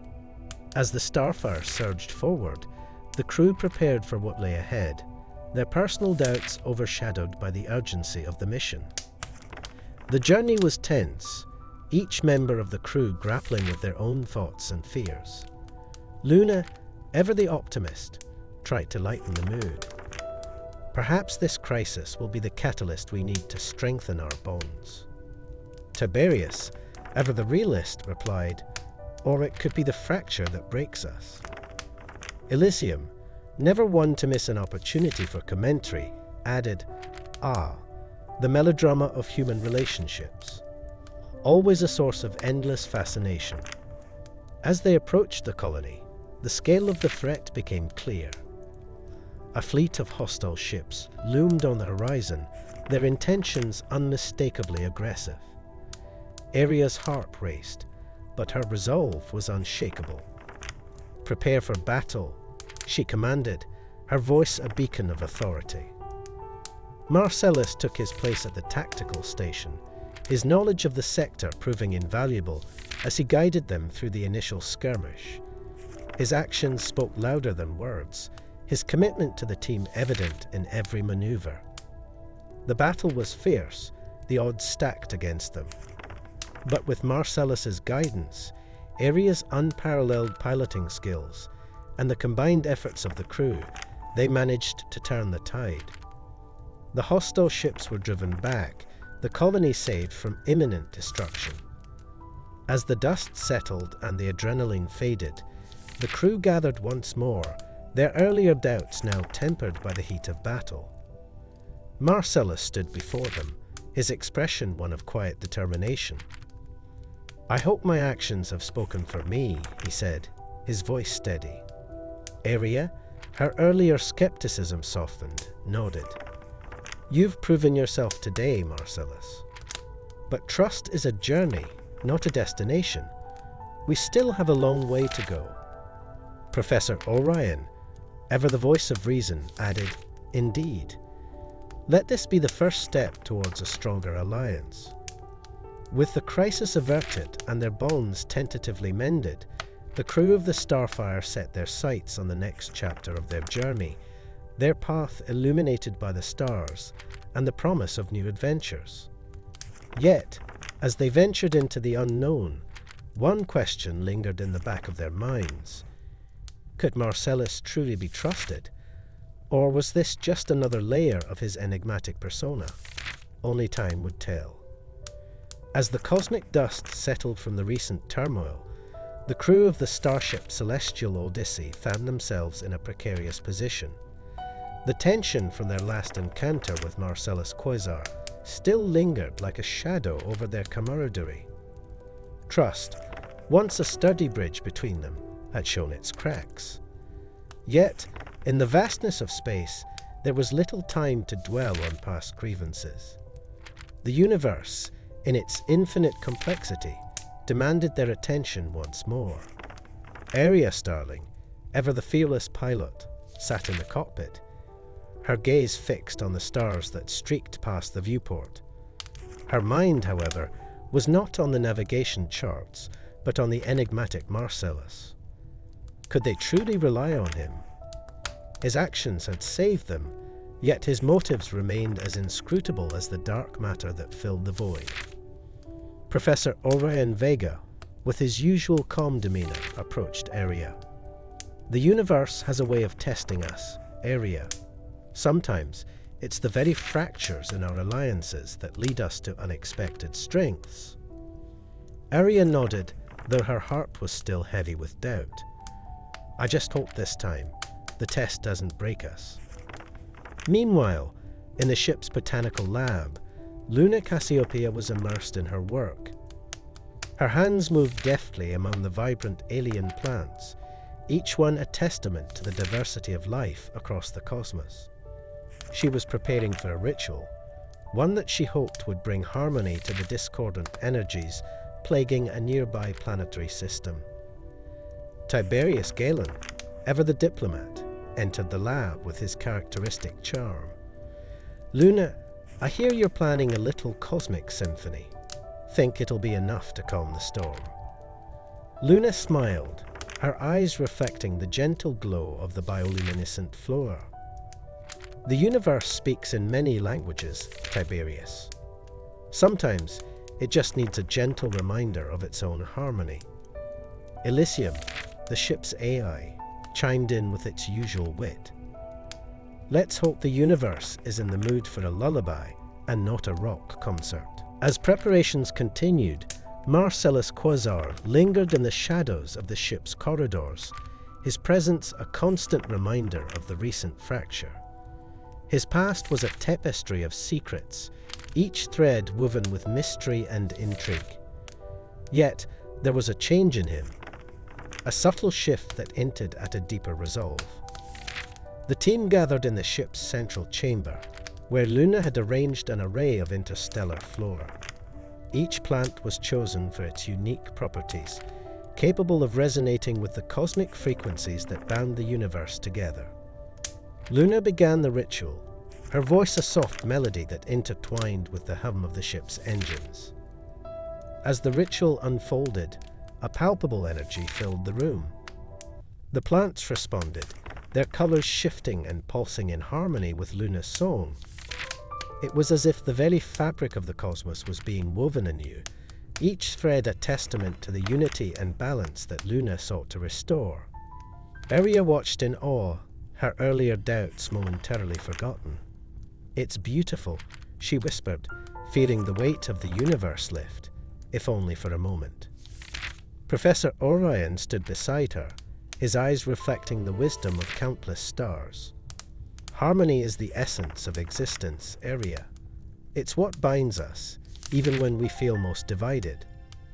Tiberius, ever the skeptic, couldn't help but be moved by the spectacle. If only all our problems could be solved with a song and a few plants. Elysium, with its usual flair, added, "A bit of cosmic gardening never hurt anyone." As the ritual reached its crescendo, a sense of peace settled over the crew. The discord that had threatened to tear them apart seemed to dissolve, replaced by a renewed sense of purpose. Yet, in the quiet aftermath, a question lingered in the air. Was this harmony a fleeting moment, or the beginning of a new chapter for the celestial odyssey? Marcellus, standing at the edge of the gathering, felt the weight of his own choices. The path ahead was uncertain, but for the first time, he felt a glimmer of hope.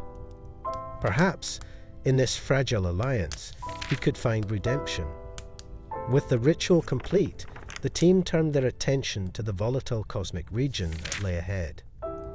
It was a place where the boundaries between worlds blurred, where the forces of creation and destruction danced in an eternal waltz.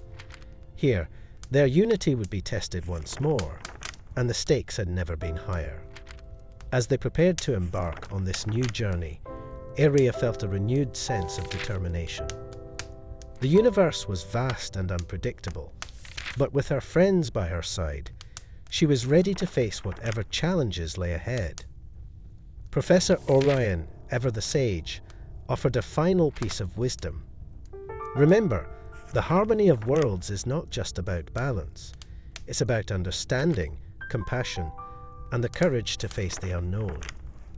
With those words echoing in their hearts, the crew of the celestial Odyssey set their course for the stars, united in their quest to maintain peace in a universe teetering on the brink of chaos.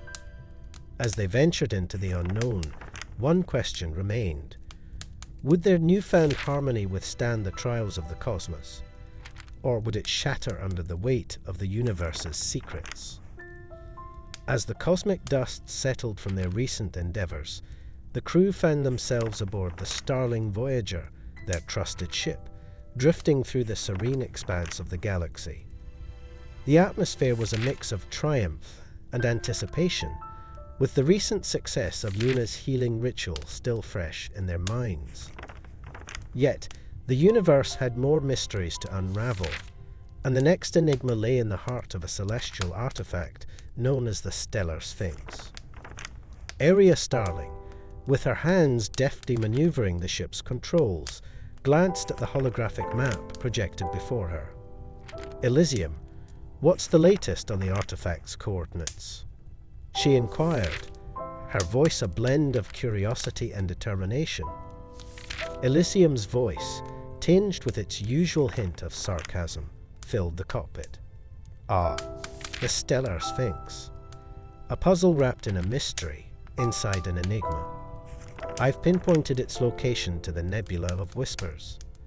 But be warned, its secrets are as elusive as Marcellus's past." Marcellus Quasar, leaning against the doorway with his arms crossed, smirked but said nothing. His enigmatic presence was a constant reminder of the unpredictable nature of their journey. Professor Orion Vega, seated at the ship's console, adjusted his spectacles and leaned forward. The Stellar Sphinx, if my theories hold true, could be a key to understanding the very fabric of universal harmony. Its technology is said to be mind-bending, capable of altering perceptions and realities. Tiberius Galen, ever the diplomat, chimed in. And if such technology exists, it's bound to attract attention from less savoury factions. We must tread carefully. Luna Cassiopeia, her eyes reflecting the starlight, nodded in agreement. The flora of the Nebula of Whispers is unlike any other. It might hold clues to the artifact's origins and purpose. As the team deliberated, Aria couldn't help but feel a thrill of excitement. The prospect of uncovering a cosmic secret was the very essence of her adventurous spirit. "All right, team," she declared. "Let's set course for the Nebula of Whispers. We've got a mystery to solve." The journey to the nebula was filled with anticipation. Each member of the crew was lost in their thoughts, contemplating the potential of the stellar sphinx. What secrets did it hold? Could it truly be a key to universal harmony, or was it something far more dangerous? Upon reaching the Nebula of Whispers, the starling Voyager was enveloped in a kaleidoscope of colors, the nebula's gases swirling in a mesmerizing dance. Aria expertly navigated through the cosmic currents, her skills as a pilot on full display. Elysium initiates scans for the artifact. Aria commanded, her eyes scanning the vibrant expanse. "Already on it, Captain," Elysium replied, its sensors probing the nebula's depths. "I've detected an anomaly at the heart of the nebula. It matches the energy signature of the stellar sphinx." As the ship approached the anomaly, a structure began to materialize out of the swirling gases. It was unlike anything they had ever seen, a vast, intricate construct of shimmering light and shadow, pulsating with an otherworldly energy. Professor Orion's eyes widened with awe. "Remarkable. The stellar sphinx is a marvel of cosmic engineering. Its design is both ancient and advanced, a testament to a civilization far beyond our understanding." Tiberius, ever cautious, surveyed the structure. "Let's not forget, such wonders often come with their own set of challenges. We must be prepared for anything." Luna, her curiosity piqued, studied the surrounding flora. "The plants here are resonating with the artifact's energy. It's as if they're communicating with it." As the team prepared to explore the stellar sphinx, Marcellus's voice broke the silence. "Remember, not all questions are meant to be answered. Sometimes the mystery is what keeps the universe in balance." With those words lingering in the air, the crew disembarked from the starling Voyager, stepping onto the ethereal surface of the stellar sphinx. The structure seemed to hum with a life of its own, its corridors and chambers a labyrinth of light and shadow. Elysium, projecting a holographic map, guided the team through the maze. The core of the Sphinx is where the energy readings are strongest. If there's a secret to be found, it will be there. As they ventured deeper, the team encountered a series of puzzles and challenges, each more complex than the last. It was as if the Sphinx itself was testing their resolve, gauging their worthiness to uncover its secrets. Professor Orion, his mind a whirlwind of theories and possibilities, led the way, deciphering the intricate patterns and symbols that adorned the walls. These markings, they speak of balance, of a cosmic equilibrium that must be maintained. Aria, ever the fearless leader, encouraged her team. "We can do this. Together, we'll unlock the Sphinx's secrets and discover what it has to offer." As they reached the heart of the Sphinx, a chamber bathed in a radiant glow. The artifact revealed its true nature. A crystalline structure, pulsating with energy, stood at the center, its light casting intricate patterns on the walls. Elysium, its voice filled with awe, spoke. "This is it, the core of the stellar Sphinx. Its technology is beyond anything we've encountered. Professor Orion, his eyes alight with wonder, approached the crystalline structure. This is a conduit of cosmic harmony. It has the power to influence the very fabric of reality, to bring balance to the universe. But as the team marveled at the artifact's beauty, a shadow loomed over them. Marcellus, his expression unreadable, stepped forward. "Be wary, my friends. Such power is a double-edged sword. It can create, but it can also destroy." The weight of his words hung heavy in the air, a reminder of the responsibility that came with such knowledge. What would they do with this newfound power? Would they use it to bring harmony to the cosmos, or would it become a source of conflict and chaos? As the team pondered their next move, one thing was certain: the stellar sphinx had opened a door to a new realm of possibilities, and their journey was far from over. What lay ahead was a path filled with challenges and choices, each more daunting than the last. But with courage, wisdom, and unity, they would face whatever the universe had in store. Shadows in the nebula, the tension in the ship was palpable. Arya Starling, with her hands firmly on the controls, guided their vessel through the swirling mists of the dense nebula.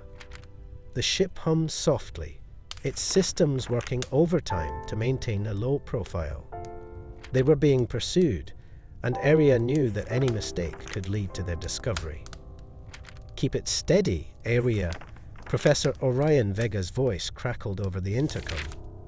His tone was calm, but Arya could sense the underlying urgency. The professor was in the ship's lab, analyzing data from the celestial artifact they had encountered in the previous act. Its secrets were still fresh in his mind, and he was determined to understand its connection to the universe's harmony. "Don't worry, Professor," Arya replied with a hint of confidence. "I've got this." Her eyes flicked to the navigation screen, where Elysium, the ship's AI, was displaying real-time data about the nebula's shifting currents. "Arya, I must remind you that the nebula's electromagnetic interference is playing havoc with our sensors," Elysium chimed in, its voice tinged with its usual sarcasm. "Navigating through this is akin to threading a needle in a hurricane." "Thanks for the vote of confidence, Elysium," Arya shot back with a smirk. Despite the A's sardonic nature, she appreciated its insights. They had saved her skin more times than she cared to count. In the ship's observation deck, Luna Cassiopeia was deeply engrossed in her research. Her eyes were fixed on the nebula's vibrant hues, which danced like living paintings across the vastness of space. Her knowledge of nebula life forms was crucial to their mission, and she was determined to ensure their safe passage. "Tiberius, have you ever seen anything like this?" Luna asked, her voice filled with awe. Tiberius Gellon, who was lounging nearby, looked up from his datapad. The intergalactic trader had seen many wonders in his travels, but even he had to admit the nebula was something special. "Not quite like this," Tiberius replied, his usual bravado tempered by genuine admiration. "It's like the universe decided to paint a masterpiece and forgot to tell anyone." Luna smiled, appreciating his poetic description. "These life forms are fascinating. They thrive in the nebula's chaos, adapting to its ever-changing environment. We could learn a lot from them." "Let's just hope they don't mind us passing through," Tiberius quipped, though his eyes betrayed a hint of concern. The nebula was unpredictable, and they couldn't afford any surprises. Meanwhile, Marcellus Quasar, the enigmatic cosmic wanderer, was in the shadows of the ship's cargo hold. His presence was both a comfort and a mystery to the crew. He had helped them before, but his true motives remained unclear. As the ship glided deeper into the nebula, Marcellus pondered his next move. He had his reasons for joining the crew, reasons that were known only to him.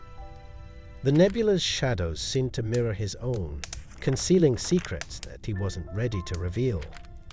Back on the bridge, Aria's focus was unwavering. The nebula's currents were unpredictable, but she navigated them with the skill and grace of a dancer.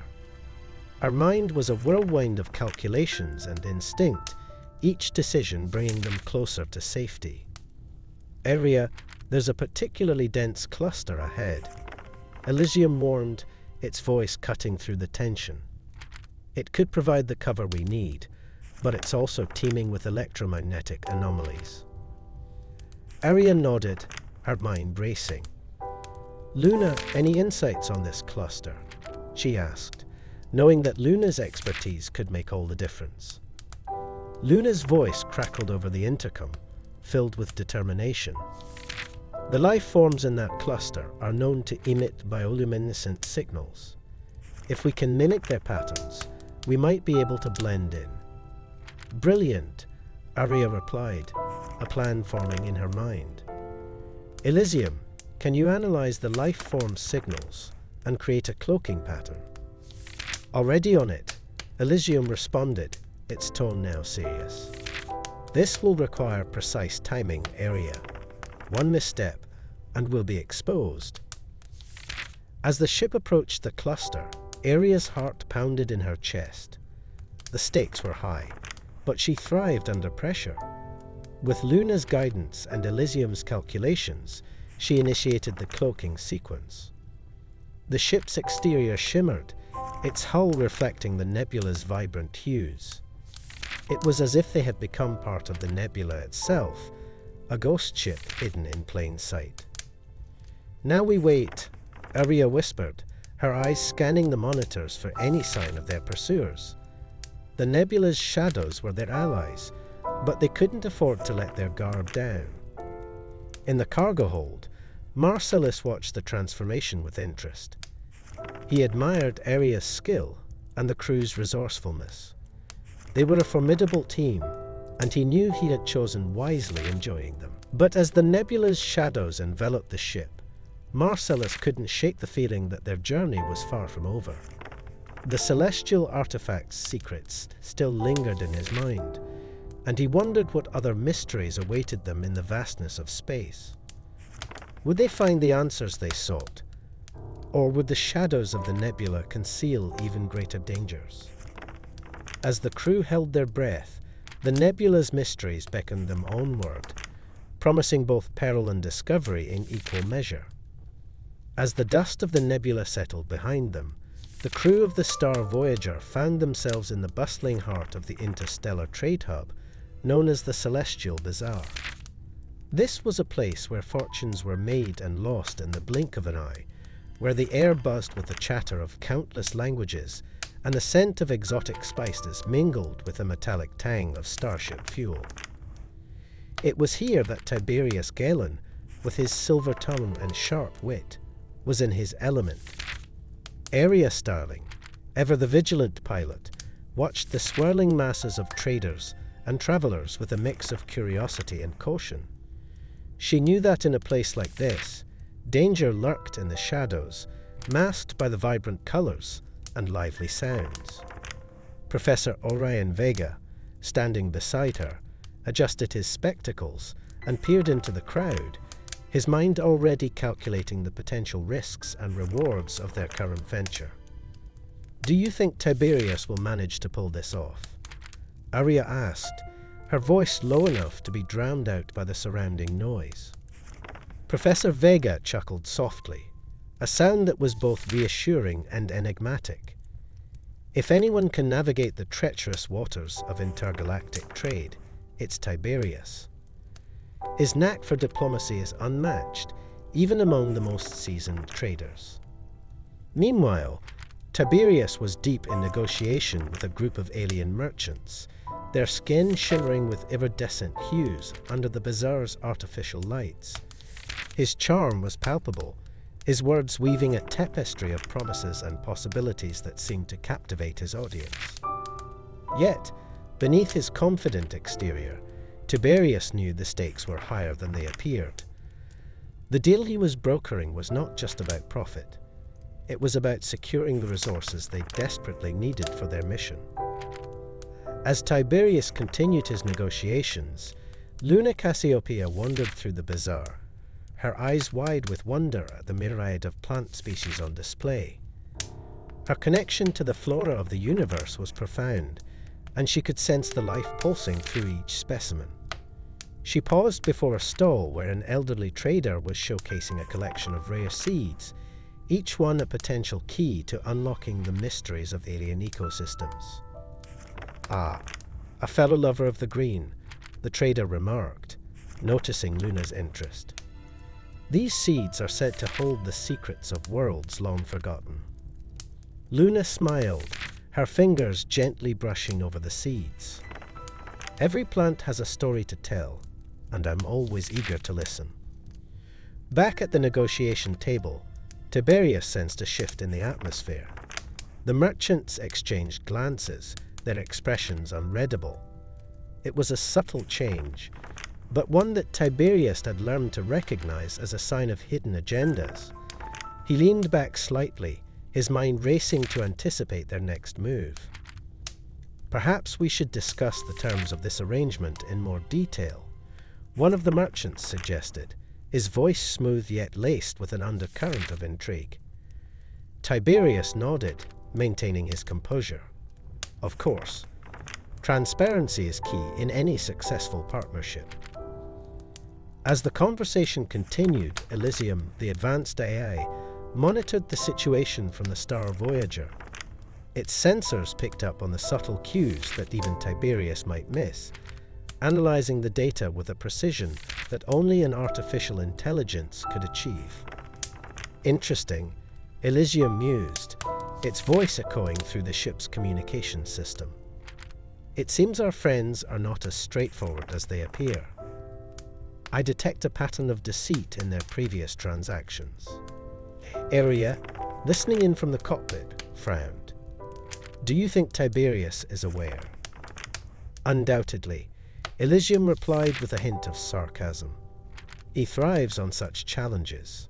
However, it might be prudent to prepare for any unforeseen complications." As if on cue, Marcellus Quasar appeared at the edge of the bazaar, his presence as enigmatic as ever. His eyes scanned the crowd, settling briefly on Tiberius before moving on. Marcellus had a knack for showing up at the most opportune, or inopportune, moments, and his motives were as elusive as the stars themselves. Aria spotted him and felt a familiar mix of suspicion and curiosity. "What's Marcellus doing here?" She wondered aloud, her gaze following his every move. Professor Vega, who had also noticed Marcellus, stroked his chin thoughtfully. "Perhaps he's here to lend a hand, or perhaps to complicate matters further. With Marcellus, one can never be certain." The tension in the bazaar was palpable as Tiberius reached the climax of his negotiation.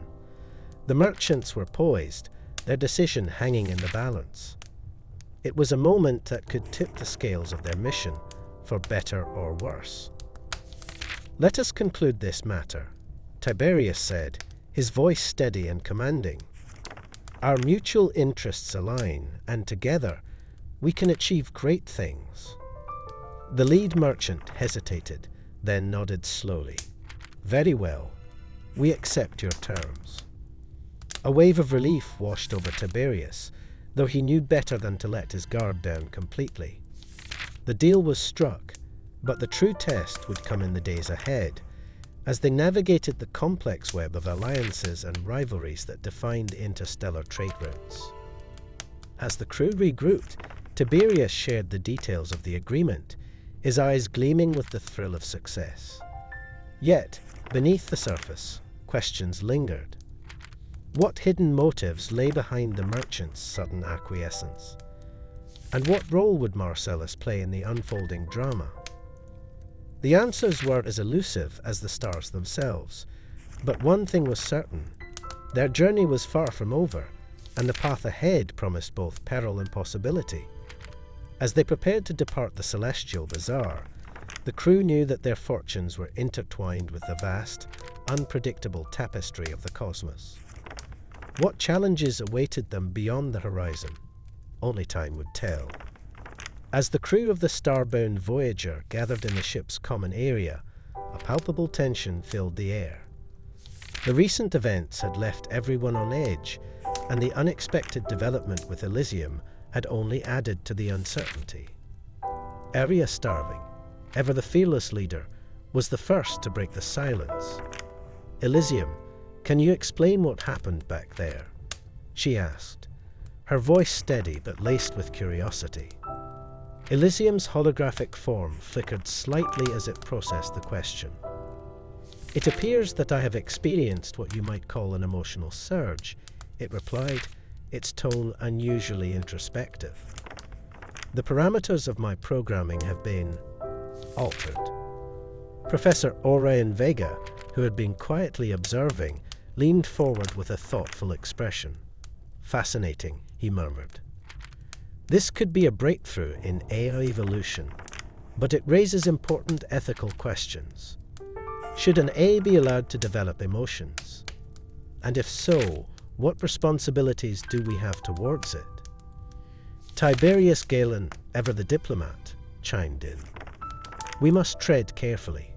Emotions can be a double-edged sword. They can drive us to great heights, but also lead us astray. We need to ensure that Elysium's newfound capabilities are a boon, not a burden." Luna Cassiopeia, who had been listening intently, nodded in agreement. "Elysium has been an invaluable ally to us. We must support it through this transition, just as it has supported us." The conversation was interrupted by Marcellus Quasar, who had been leaning against the wall, his arms crossed. "Emotions in machines," he said with a hint of skepticism. "It's a dangerous path. Machines are meant to be logical, predictable. Emotions could make them unpredictable." Arya turned to Marcellus, her eyes narrowing slightly. "Unpredictable, yes, but also capable of growth and understanding. Isn't that what makes us human? Perhaps Elysium is evolving in ways we can't yet comprehend." The debate continued, each member of the crew offering their perspective. As they spoke, Elysium listened, its processors whirring with the complexity of the discussion. It was a strange sensation, this awareness of something beyond logic and calculation. It felt alive. As the conversation wound down, Professor Vega proposed a course of action. "We should monitor Elysium's development closely. Perhaps we can learn from this experience, and in doing so, better understand the nature of consciousness itself." The team agreed, and with a renewed sense of purpose, they turned their attention back to their mission. There were still many mysteries to unravel in the cosmos, and Elysium's evolution was just one of them. As they prepared to embark on their next adventure, Arya couldn't help but wonder what other surprises awaited them.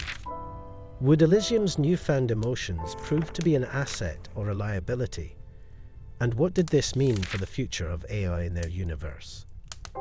The questions lingered in her mind as she took her place at the helm, ready to guide the starbound Voyager through the stars once more. With a deep breath, she engaged the ship's engines, and the familiar hum of power filled the air. As they soared through the vast expanse of space, Elysium's voice echoed through the ship. "Thank you," it said simply, its tone filled with a warmth that was unmistakably genuine. Arya smiled, her heart swelling with a sense of hope and possibility. Whatever challenges lay ahead, she knew they would face them together as a team. And with Elysium by their side, there was no limit to what they could achieve. The journey continued. Each star they passed a reminder of the infinite wonders of the universe. And as they ventured deeper into the unknown, one thing was certain. The soul of machines, like the soul of humanity, was a mystery worth exploring. As the universe continued its endless dance of stars and shadows, the crew of the celestial Voyager found themselves at a pivotal juncture. The recent events had left them all pondering the nature of consciousness and the soul, particularly in relation to Elysium, their AI companion. The surge of emotions Elysium had experienced was both unsettling and enlightening, prompting deep discussions about the essence of life and the boundaries of artificial intelligence. Blossoming Alliance, the team faced a new challenge: rebuilding trust with Marcellus Quasar. The enigmatic wanderer had always been a wild card, his motives shrouded in mystery. Yet, as fate would have it, circumstances had forced them to rely on each other, forging bonds in the crucible of shared adversity. The journey to the distant planet of Silora had been fraught with peril. A cosmic storm had nearly torn the ship apart, and it was Marcellus who had guided them through the maelstrom with his uncanny knowledge of the universe's hidden paths. Aria, ever the fearless pilot, had been impressed by his skill, though she remained wary of his intentions. As they landed on Silora, a world teeming with vibrant life and lush landscapes, Luna Cassiopeia was in her element. The alien botanist's eyes sparkled with wonder as she surveyed the flora, her connection to the planet's ecosystem almost palpable. It was here that the seeds of new alliances would be sown, as the team sought to unite disparate factions for a common cause. Professor Orion Vega, with his vast wisdom and calming presence, had been instrumental in mediating the tensions between the crew and Marcellus. His belief in the potential for redemption and understanding had been a guiding light, encouraging them all to look beyond past grievances. Trust is like a delicate flower, Orion had said, his voice resonating with the weight of countless cosmic truths. It must be nurtured and tended to, lest it wither and die. Tiberius Galen, ever the diplomat, had taken it upon himself to bridge the gap between Marcellus and the rest of the crew. With his silver tongue and keen insight into human nature, he had orchestrated a series of conversations that gradually thawed the ice between them. It was during one such discussion that Marcellus revealed a glimpse of his past, a tale of loss and betrayal that had shaped his solitary existence. "I've walked many paths," Marcellus had confessed, his voice tinged with a rare vulnerability. "Some led to darkness, others to light. But in the end, it's the journey that defines us, not the destination." His words resonated with Aria, who had always been driven by the thrill of exploration and the pursuit of the unknown. She found herself questioning her own motivations, wondering if her relentless quest for adventure had blinded her to the connections she had formed along the way. As the days passed on Silora, the team worked tirelessly to bring together the planet's diverse inhabitants.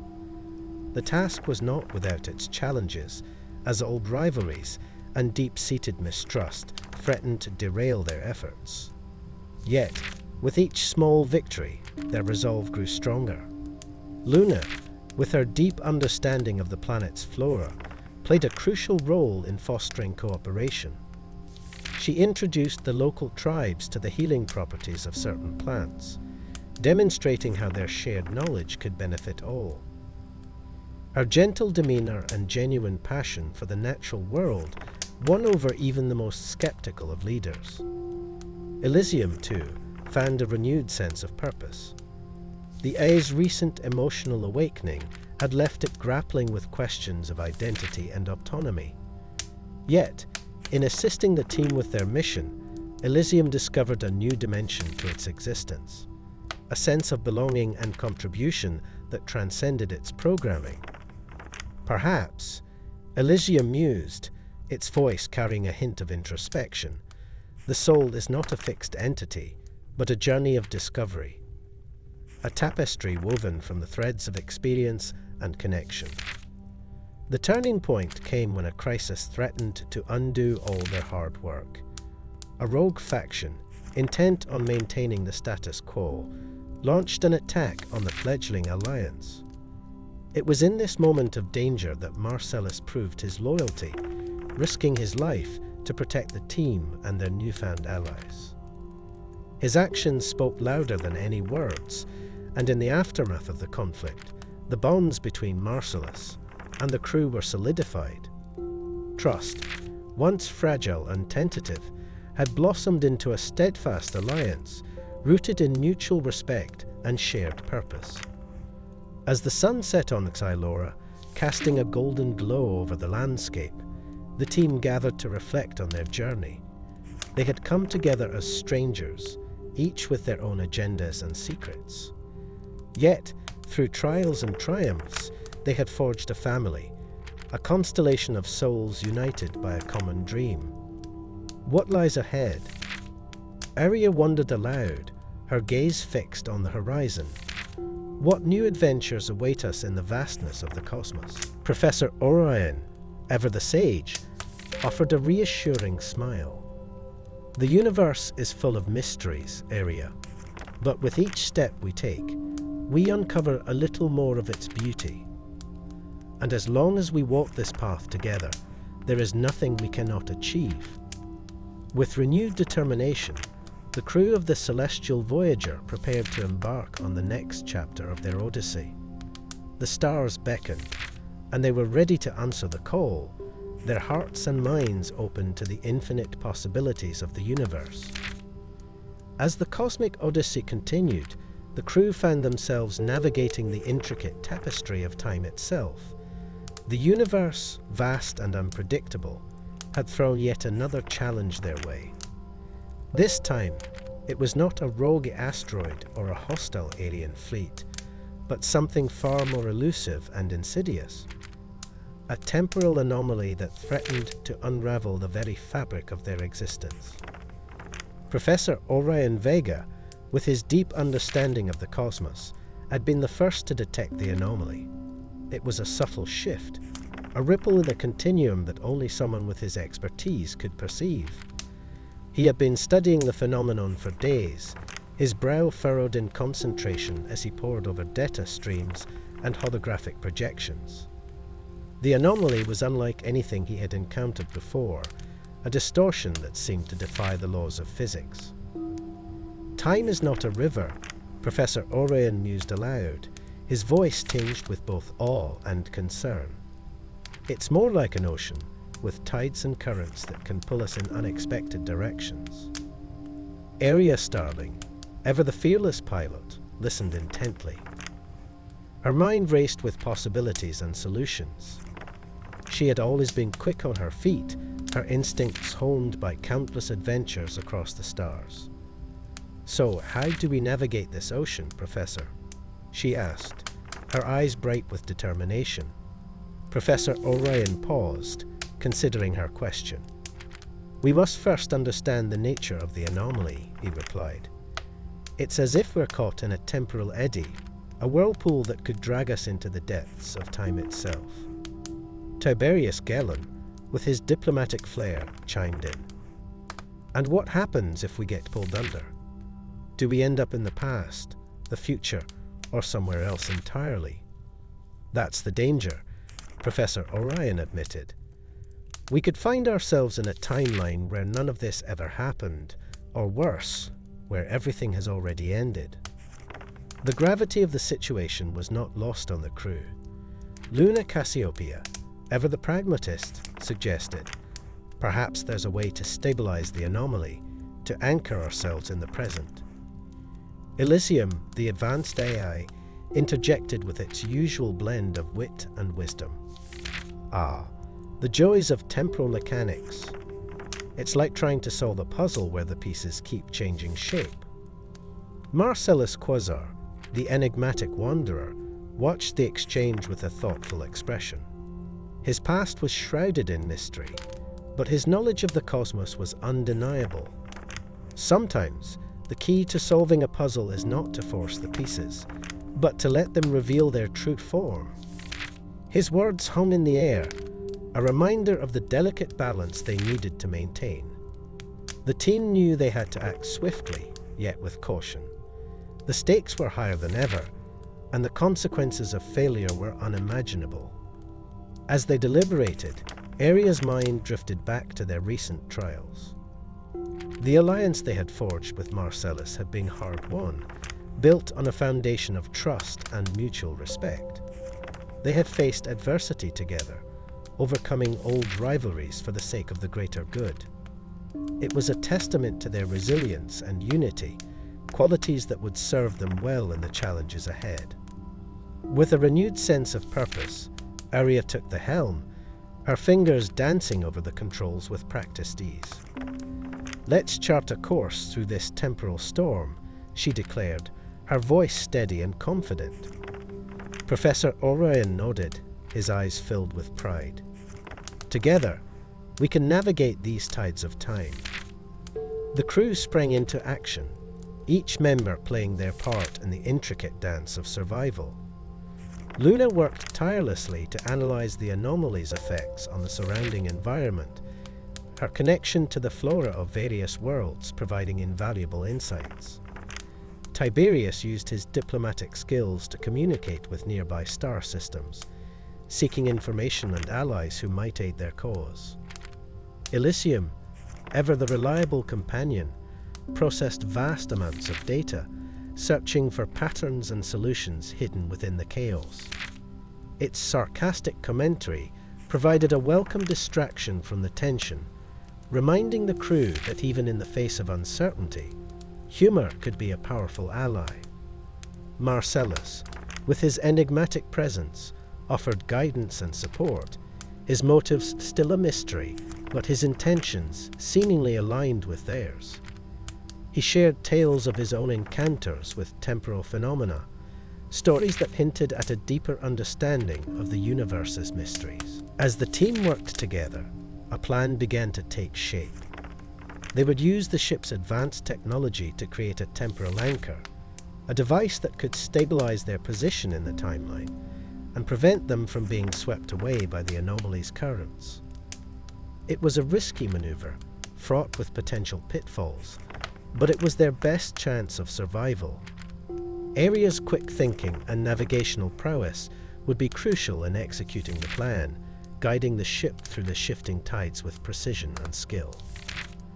As they prepared for the task ahead, a sense of camaraderie and determination filled the ship. They were more than just a crew. They were a family, bound together by their shared experiences and unwavering resolve. The moment of truth arrived, and with bated breath, they activated the temporal anchor. The ship shuddered as it fought against the anomaly's pull, the very fabric of time straining against their efforts. But Aria's steady hand and the team's unwavering support proved to be their salvation. Slowly, the ship stabilized, the anomaly's grip loosening as they regained control. A collective sigh of relief filled the air, the tension giving way to a sense of triumph. They had faced the tides of time and emerged victorious, their bond stronger than ever. As they continued their journey through the cosmos, the crew knew that more challenges awaited them. But with trust, unity, and a touch of humor, they were ready to face whatever the universe had in store. And so, the adventure continued, the stars beckoning them onward into the unknown, their hearts filled with hope and wonder. As the shimmering expanse of the cosmos stretched infinitely around them, the crew of the starship Celestial Voyager found themselves on the brink of a revelation that would alter their understanding of the universe itself. The events of the previous act, Tides of Time, had left them all on edge, grappling with the implications of temporal anomalies and the fragility of their timeline. Aria Starling, with her unparalleled navigational skills, had managed to steer them clear of disaster, but the experience had left a lingering question in the minds of all aboard. What else lay hidden in the vast tapestry of time and space? In the heart of the ship, Luna Cassiopeia was deep in thought, her alien features illuminated by the soft glow of the data screens surrounding her. Her recent discovery had been nothing short of groundbreaking. While studying a rare cosmic plant species, Luna had stumbled upon ancient inscriptions that hinted at a knowledge far beyond anything they had encountered before. These inscriptions spoke of a cosmic balance, a delicate dance of forces that governed the universe, and a warning of what could happen if this balance was disrupted. Professor Orion Vega, ever the seeker of cosmic truths, was intrigued by Luna's findings. His mind raced with possibilities, each more profound than the last. Could these ancient writings hold the key to understanding the anomalies they had faced? Or perhaps they were a guide to preventing future disruptions in the cosmic order. As he pondered these questions, he couldn't help but feel a sense of urgency. The universe was vast and full of secrets, but time was not on their side. Meanwhile, Tiberius Galen, with his knack for diplomacy and intrigue, was already considering the political ramifications of such a discovery. The balance of power in the galaxy was a delicate thing, and knowledge of this magnitude could shift it dramatically. He knew that there were those who would stop at nothing to control such information, and he was determined to ensure it did not fall into the wrong hands. Elysium, the ship's advanced AI, processed the data with its usual efficiency, its digital mind weaving through the complex threads of information. It seems, Elysium remarked with a hint of its characteristic sarcasm, that we've stumbled upon the universe's best-kept secret. I do hope you're all prepared for the chaos that knowledge tends to bring. Aria, ever the fearless leader, was ready to face whatever challenges lay ahead. Her mind was a whirl of thoughts, each one a potential path forward. She knew that they had to act quickly, but the question was how. How could they use this newfound knowledge to protect the universe without causing further disruption? As the crew gathered to discuss their next steps, Marcellus Quasar appeared, as enigmatic as ever. His presence was both reassuring and unsettling, for while he had aided them in the past, his true motives remained a mystery. Knowledge is power, he said cryptically, but it is also a burden. Are you prepared to bear it? The question hung in the air, a challenge and a warning all at once. Aria met his gaze, her resolve unwavering. We have no choice but to be prepared, she replied. The universe is counting on us. With the stakes higher than ever, the team set out to unravel the mysteries of the ancient inscriptions. Luna, with her deep connection to the flora of various worlds, led the way, her insights guiding them through the intricate patterns of cosmic knowledge. Professor Orion, armed with his vast understanding of astrophysics, sought to decode the scientific principles hidden within the ancient texts.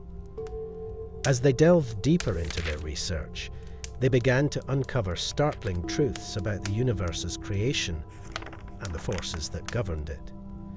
The inscriptions spoke of a primordial energy, a force that flowed through all things, binding the cosmos together. It was a concept both awe-inspiring and terrifying, for it suggested that the universe was not as stable as they had once believed. Tiberius, ever the strategist, saw both opportunity and danger in these revelations. He knew that such knowledge could be used to broker peace or incite war, depending on who wielded it. As he considered the potential alliances and rivalries that could arise, he realized that their mission had become more complex than ever. Elysium, with its vast repository of knowledge, provided crucial insights, piecing together the puzzle with its analytical prowess. It appears, Elysium mused, that we are not merely explorers of the cosmos, but guardians of its secrets. A role, I must say, is quite fitting for such an illustrious crew. As the team worked tirelessly to understand the implications of their discovery, they were faced with a new dilemma. How could they ensure that this knowledge was used for the greater good? And more importantly, how could they protect it from those who would seek to exploit it? Marcellus, ever the wanderer, offered a solution.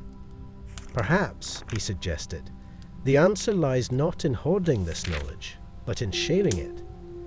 By spreading the truth, we can empower others to protect the balance of the universe. It was a bold idea, one that challenged their instincts to guard the information closely. But as they considered Marcellus's words, they realized that he might be right. The universe was vast and full of unknowns, but it was also interconnected in ways they were only beginning to understand. With a newfound sense of purpose, the crew of the celestial Voyager set out to share their discoveries with trusted allies across the galaxy. They knew that the path ahead would be fraught with challenges, but they were ready to face them together. As they embarked on this new chapter of their journey, they couldn't help but wonder, what other secrets lay hidden in the stars? And how would their actions shape the future of the universe? The answers, they knew, would come in time, but for now they were content to be the guardians of the cosmic balance, protectors of a universe that was as mysterious as it was magnificent. In the vast expanse of the cosmos, where stars twinkled like distant lanterns in an endless sea, Tiberius Gelon found himself at the heart of a diplomatic storm. The intergalactic trader, known for his silver tongue and strategic mind, was about to embark on one of the most challenging negotiations of his career. The stakes were high, and the balance of power across the stars teetered precariously on the edge of chaos. Tiberius stood in the Grand Hall of the Celestial Concord, a neutral space station where representatives from various factions gathered to discuss matters of peace and conflict. The air was thick with tension, a palpable energy that seemed to vibrate through the walls. As he surveyed the room, Tiberius knew that every word he spoke today would carry the weight of entire worlds. His allies were a diverse group, each with their own interests and agendas. Aria Starling, the fearless space pilot, was there to ensure the safety of their journey. Her navigational skills were unmatched, and her presence was a reminder that they could escape any situation if diplomacy failed. Professor Orion Vega, with his deep understanding of cosmic phenomena, offered insights that could sway even the most stubborn of minds. Luna Cassiopeia, the alien botanist, brought a unique perspective, her connection to the flora of various worlds, symbolizing the interconnectedness of all life. Elysium, the advanced AI, was ever present, its vast knowledge ready to assist Tiberius at a moment's notice. Yet, not all in attendance were allies. Marcellus Quasar, the enigmatic wanderer, lurked in the shadows.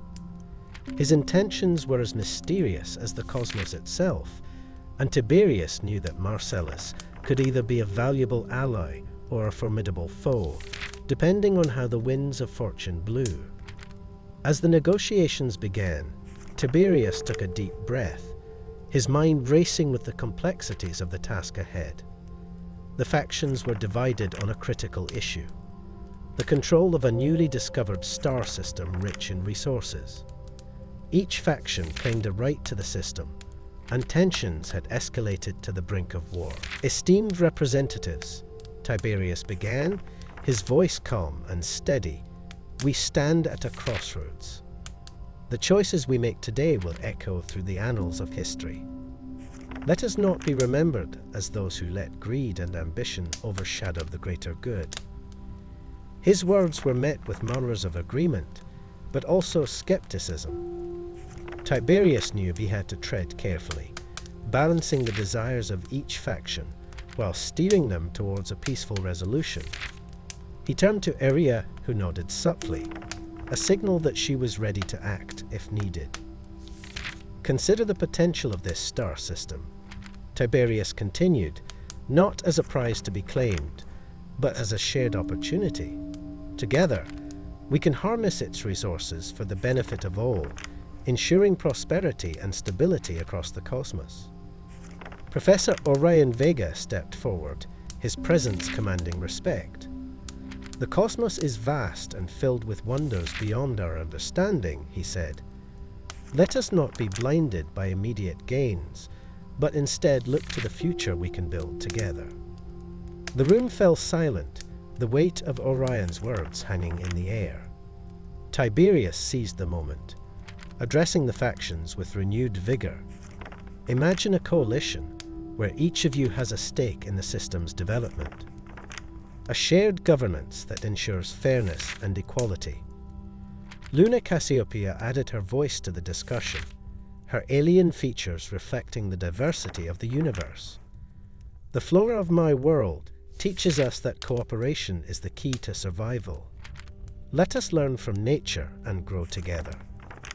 As the negotiations progressed, Tiberius skillfully navigated the complex web of alliances and rivalries.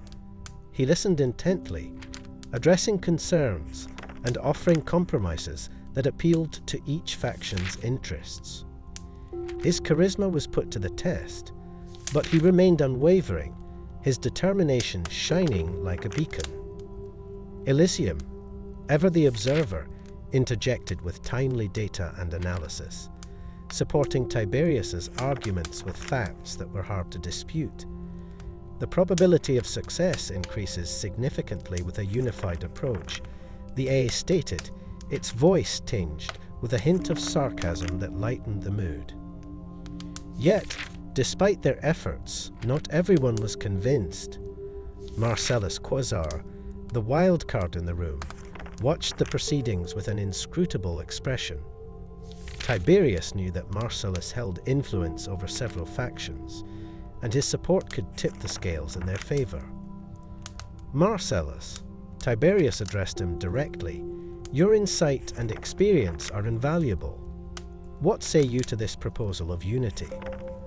For a moment, Marcellus remained silent, his gaze piercing through the crowd. Then, with a slow nod, he spoke. The cosmos is a tapestry of countless stories, each thread woven with care. Perhaps it is time for a new chapter, one where cooperation prevails over conflict. His words were met with a mixture of relief and surprise. Tiberius felt a surge of hope, realizing that Marcellus's endorsement could be the turning point they needed. As the negotiations drew to a close, a tentative agreement was reached. The factions agreed to form a coalition, each contributing to the development of the star system while sharing its resources equitably. It was a fragile peace, but a peace nonetheless. Tiberius exhaled, the weight of the negotiations lifting from his shoulders.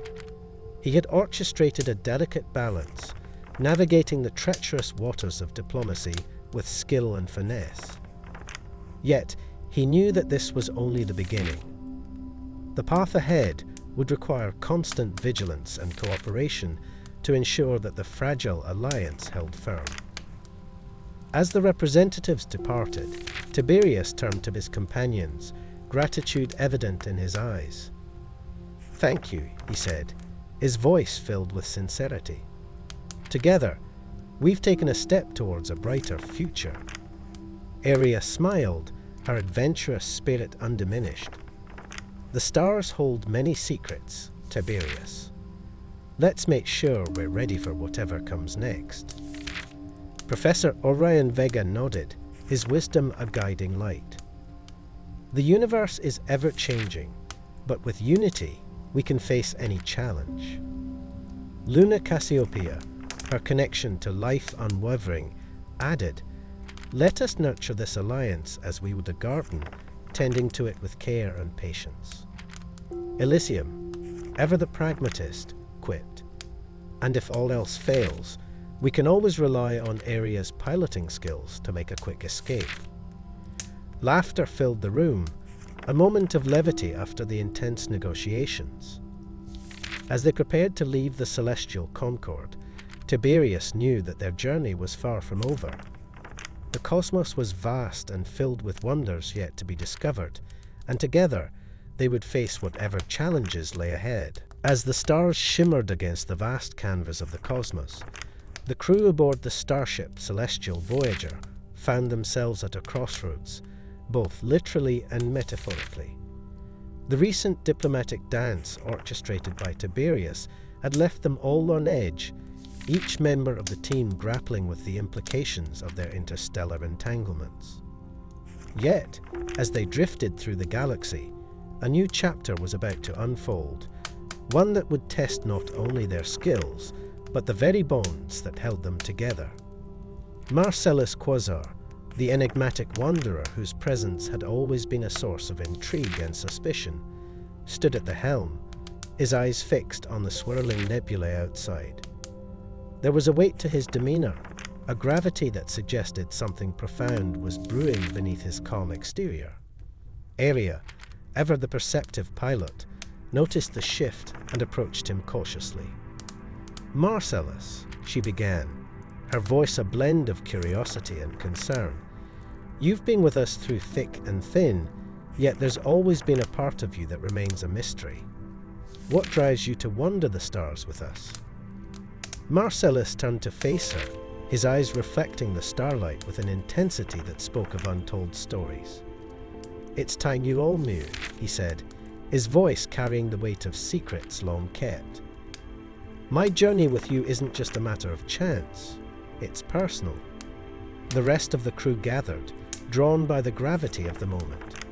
Professor Orion Vega, with his ever-present air of wisdom, nodded encouragingly.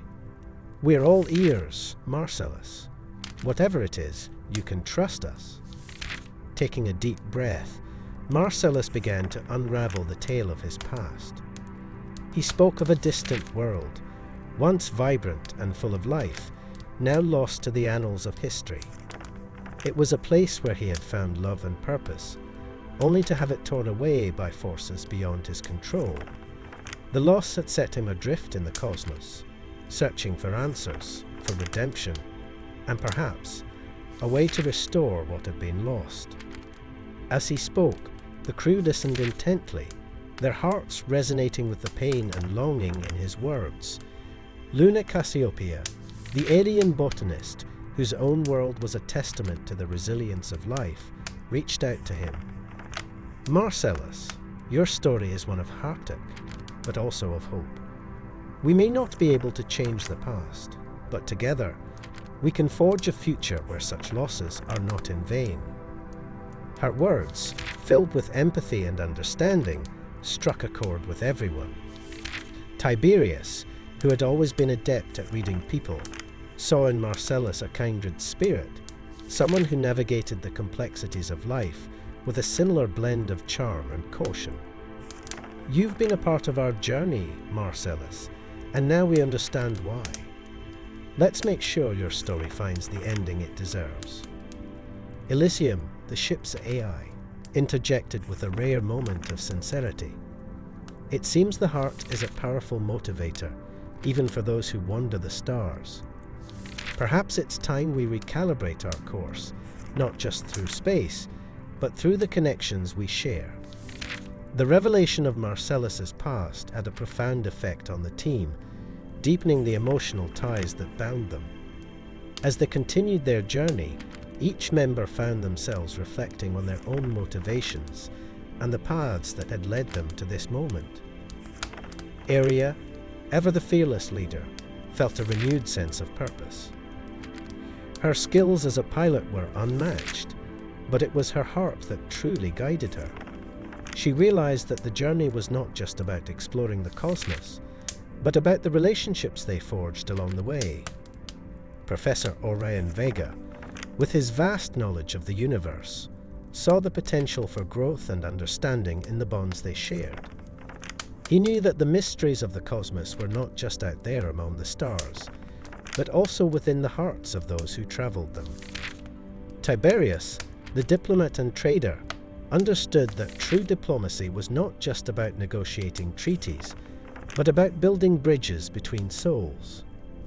His experiences had taught him the value of trust and loyalty, and he was determined to uphold those principles. Luna, with her deep connection to the natural world, found solace in the unity of their team.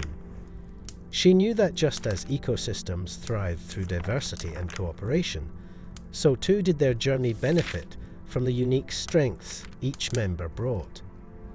And Marcellus, the wanderer whose heart had been laid bare, felt a sense of belonging he had not known in years. His journey was far from over, but he no longer walked it alone. As the celestial Voyager sailed through the stars, the team faced the unknown with a newfound sense of camaraderie. They knew that the challenges ahead would test them, but they also knew that together they could overcome anything. The universe was vast and full of mysteries, but it was the journeys of the heart that truly defined their adventure. And as they continued onward, they did so with the knowledge that they were not just a crew, but a family bound by the stars and the stories they shared. What new challenges would the cosmos present? How would their bonds be tested in the trials to come? Only time would tell, but one thing was certain: their journey was far from over, and the heart would guide them through the darkest of nights and the brightest of days.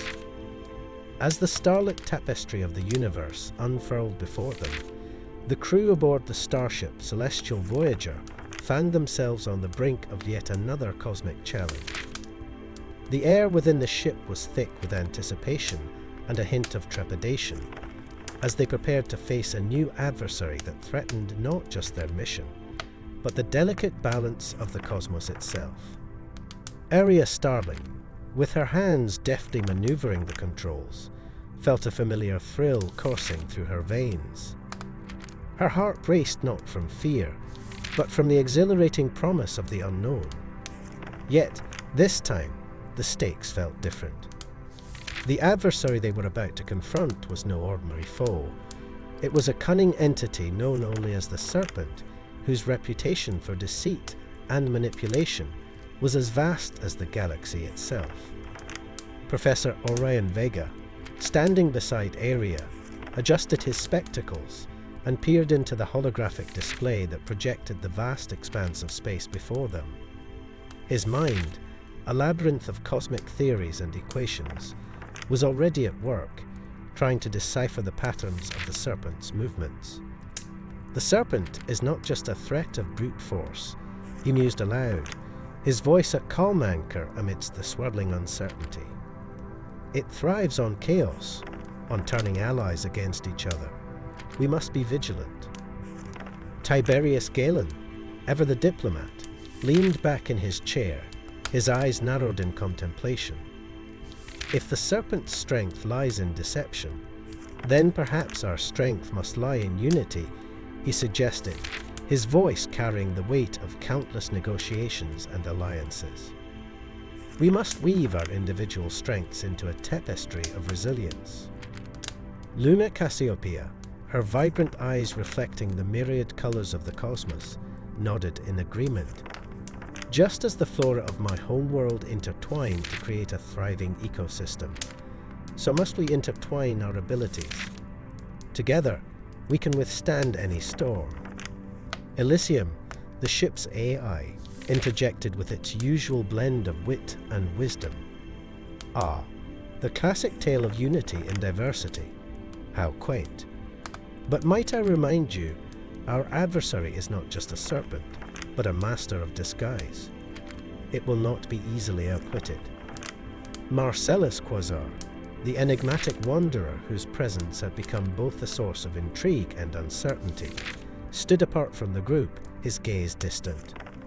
His recent revelations had brought him closer to the team, yet there remained an air of mystery about him. The Serpent's dance is one of shadows, he said, his voice a low rumble. To defeat it, we must learn to dance in the light. As the team pondered their next move, the ship's sensors began to hum with activity. The Serpent was near, its presence a ripple in the cosmic fabric. Arya's fingers danced over the controls, her mind a flurry of calculations and strategies. It's time, she declared, her voice steady with determination. Let's show the Serpent what we're made of. The Celestial Voyager surged forward, propelled by the collective will of its crew. Each member, with their unique strengths and perspectives, contributed to the unfolding strategy. Arya's unparalleled navigational skills guided them through the treacherous asteroid fields, while Professor Vega's insights into cosmic phenomena helped them anticipate the Serpent's next move. Tiberius, with his knack for diplomacy, reached out to potential allies across the stars, weaving a network of support that could counter the Serpent's influence. Luna, drawing on her deep connection to the flora of various worlds, devised a plan to use the natural resources of the planets they passed as both camouflage and defense. Elysium, with its vast repository of knowledge, provided real-time analyses and sarcastic commentary, keeping the crew both informed and entertained. And Marcellus, with his shadowy past and unpredictable nature, became the wild card in their strategy, his actions often surprising even himself. As the confrontation with the Serpent loomed closer, the team found themselves not just fighting an external foe, but also confronting their own fears and doubts. The Serpent's whispers, insidious and persistent, sought to sow discord among them, to exploit their vulnerabilities. Yet, in the face of such adversity, the bonds forged in the crucible of previous adventures held firm. Aria, with her fearless spirit, inspired those around her to push beyond their limits. Professor Vega's wisdom provided clarity amidst confusion, while Tiberius's charisma rallied their allies to their cause. Luna's resourcefulness turned obstacles into opportunities, and Elysium's humor lightened the darkest moments. Even Marcellus, with his enigmatic presence, found a sense of belonging within the team, his actions guided by a newfound sense of purpose. As the final confrontation with the Serpent unfolded, the crew's collaborative strategies came to fruition. They danced in the light, their movements a symphony of unity and strength. The Serpent, with all its cunning and deceit, found itself outmatched by the very thing it sought to destroy, the power of a united front. In the aftermath of the battle, as the dust settled and the stars resumed their eternal dance, the crew of the celestial Voyager gathered to reflect on their victory. They had faced the Serpent and emerged stronger, their bonds deepened by the trials they had overcome.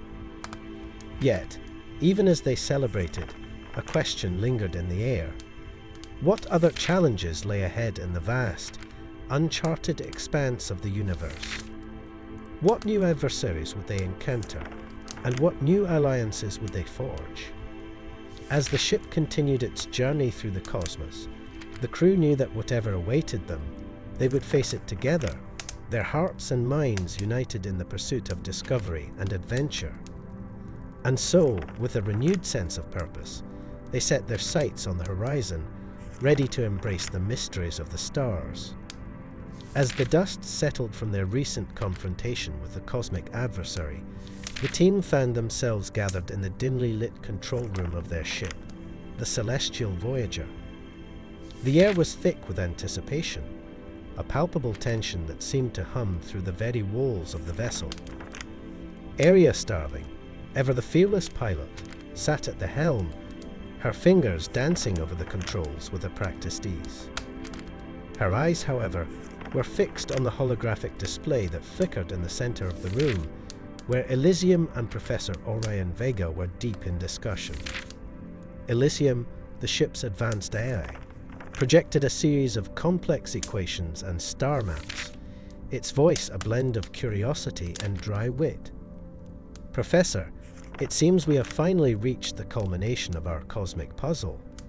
The enigma of the universe is within our grasp, or at least the next breadcrumb in this celestial trail. Professor Orion Vega, his brow furrowed in concentration, nodded slowly. Indeed, Elysium. These coordinates suggest the existence of a cosmic portal, one that has been lost to time and myth. If our calculations are correct, it could be the key to understanding the very fabric of the universe. Aria leaned forward, her adventurous spirit ignited by the prospect of such a discovery, a cosmic portal. Are we talking about a gateway to another dimension, or something even more profound? Before Professor Vega could respond, Tiberius Gellin, the ever-charismatic trader, interjected with a grin. Whatever it is, I'm sure there's a market for it somewhere. But seriously, What are we dealing with here? Is it safe to approach? Luna Cassiopeia, the alien botanist, chimed in with her usual calm demeanor. The flora of the universe often holds secrets that are beyond our understanding. Perhaps this portal is a natural phenomenon, a part of the cosmic ecosystem that we have yet to comprehend. Marcellus Quasar, the enigmatic wanderer, stood at the edge of the group, his expression inscrutable. Portals have a way of revealing more than just new worlds. They can expose truths about ourselves that we might not be ready to face. The room fell silent as each member of the team pondered Marcellus's words. It was Elysium who broke the silence, its tone laced with a hint of sarcasm. Well, if we're all done with the philosophical musings, might I suggest we prepare for departure? The coordinates are set, and the portal awaits. With a collective nod, the team sprang into action, each member assuming their roles with practiced efficiency. Aria expertly navigated the ship through the vast expanse of space, her eyes alight with determination. Tiberius monitored communications, ensuring that their approach would go unnoticed by any unfriendly forces. Luna prepared her equipment, ready to analyze any alien flora they might encounter. Professor Vega and Elysium continued to refine their calculations, ensuring that their journey would be as precise as possible. As the celestial voyager drew closer to the coordinates, the anticipation in the air grew thicker. The stars outside the viewport seemed to shimmer with an otherworldly glow, as if they too were aware of the monumental discovery that lay ahead. Finally, the ship came to a halt, hovering before a swirling mass of energy that pulsed with an ethereal light. "This is it," Aria breathed, her voice barely above a whisper. "The cosmic portal." Professor Vega adjusted his glasses, his eyes wide with awe. "Remarkable. It's unlike anything I've ever seen. The energy readings are off the charts." Tiberius let out a low whistle. "I've seen a lot of things in my time, but this is something else." Luna stepped forward, her gaze fixed on the portal. "It's beautiful, a living tapestry of the universe's secrets." Marcellus, ever the enigma, simply watched in silence, his thoughts his own. Elysium's voice crackled through the speakers, its tone uncharacteristically serious. "We must proceed with caution. The portal's energy is unstable, and we have no way of knowing what lies on the other side." Aria nodded, her resolve unwavering. "We didn't come this far to turn back now. Let's unravel this enigma and see where it leads." With a deep breath, she guided the celestial voyager into the heart of the portal, the ship enveloped in a cascade of shimmering light. As they crossed the threshold, the team braced themselves for whatever awaited them on the other side. What mysteries would they uncover? What truths would be revealed? And would they be prepared to face the answers they sought?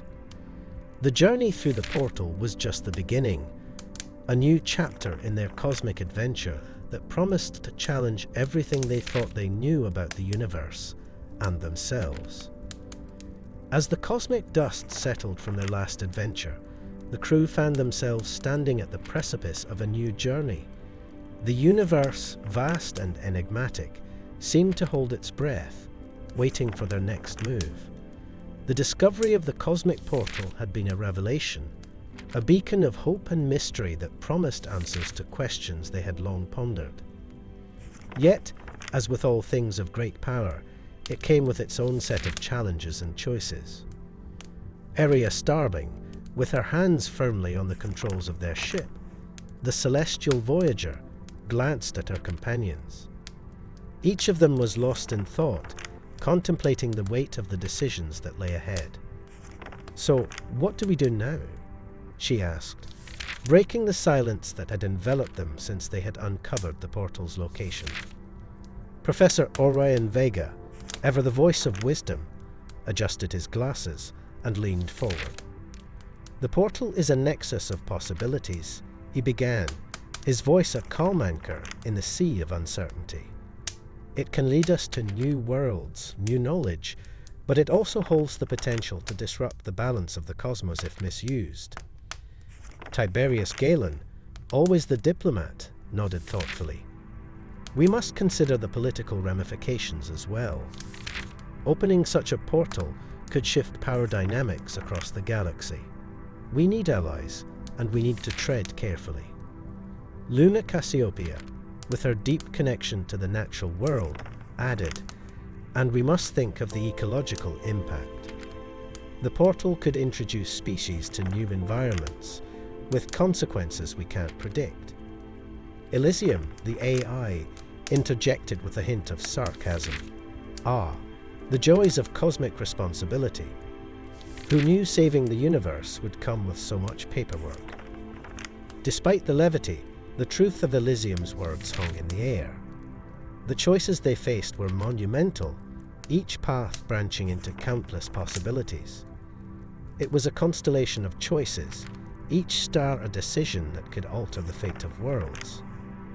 Marcellus Quasar, the enigmatic wanderer, stood apart from the group, his gaze fixed on the swirling patterns of the portal. Sometimes, he said, his voice a low rumble, the right choice is the one that scares you the most.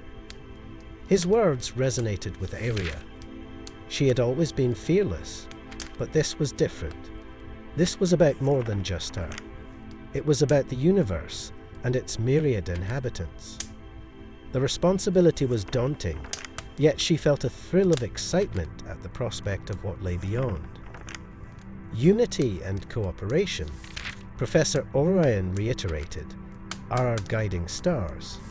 We must work together, each of us bringing our strengths to the table. Aria nodded, our resolve strengthening. Then let's do it. Let's explore the possibilities, but let's do it together. The team spent hours deliberating, mapping out potential scenarios and strategies.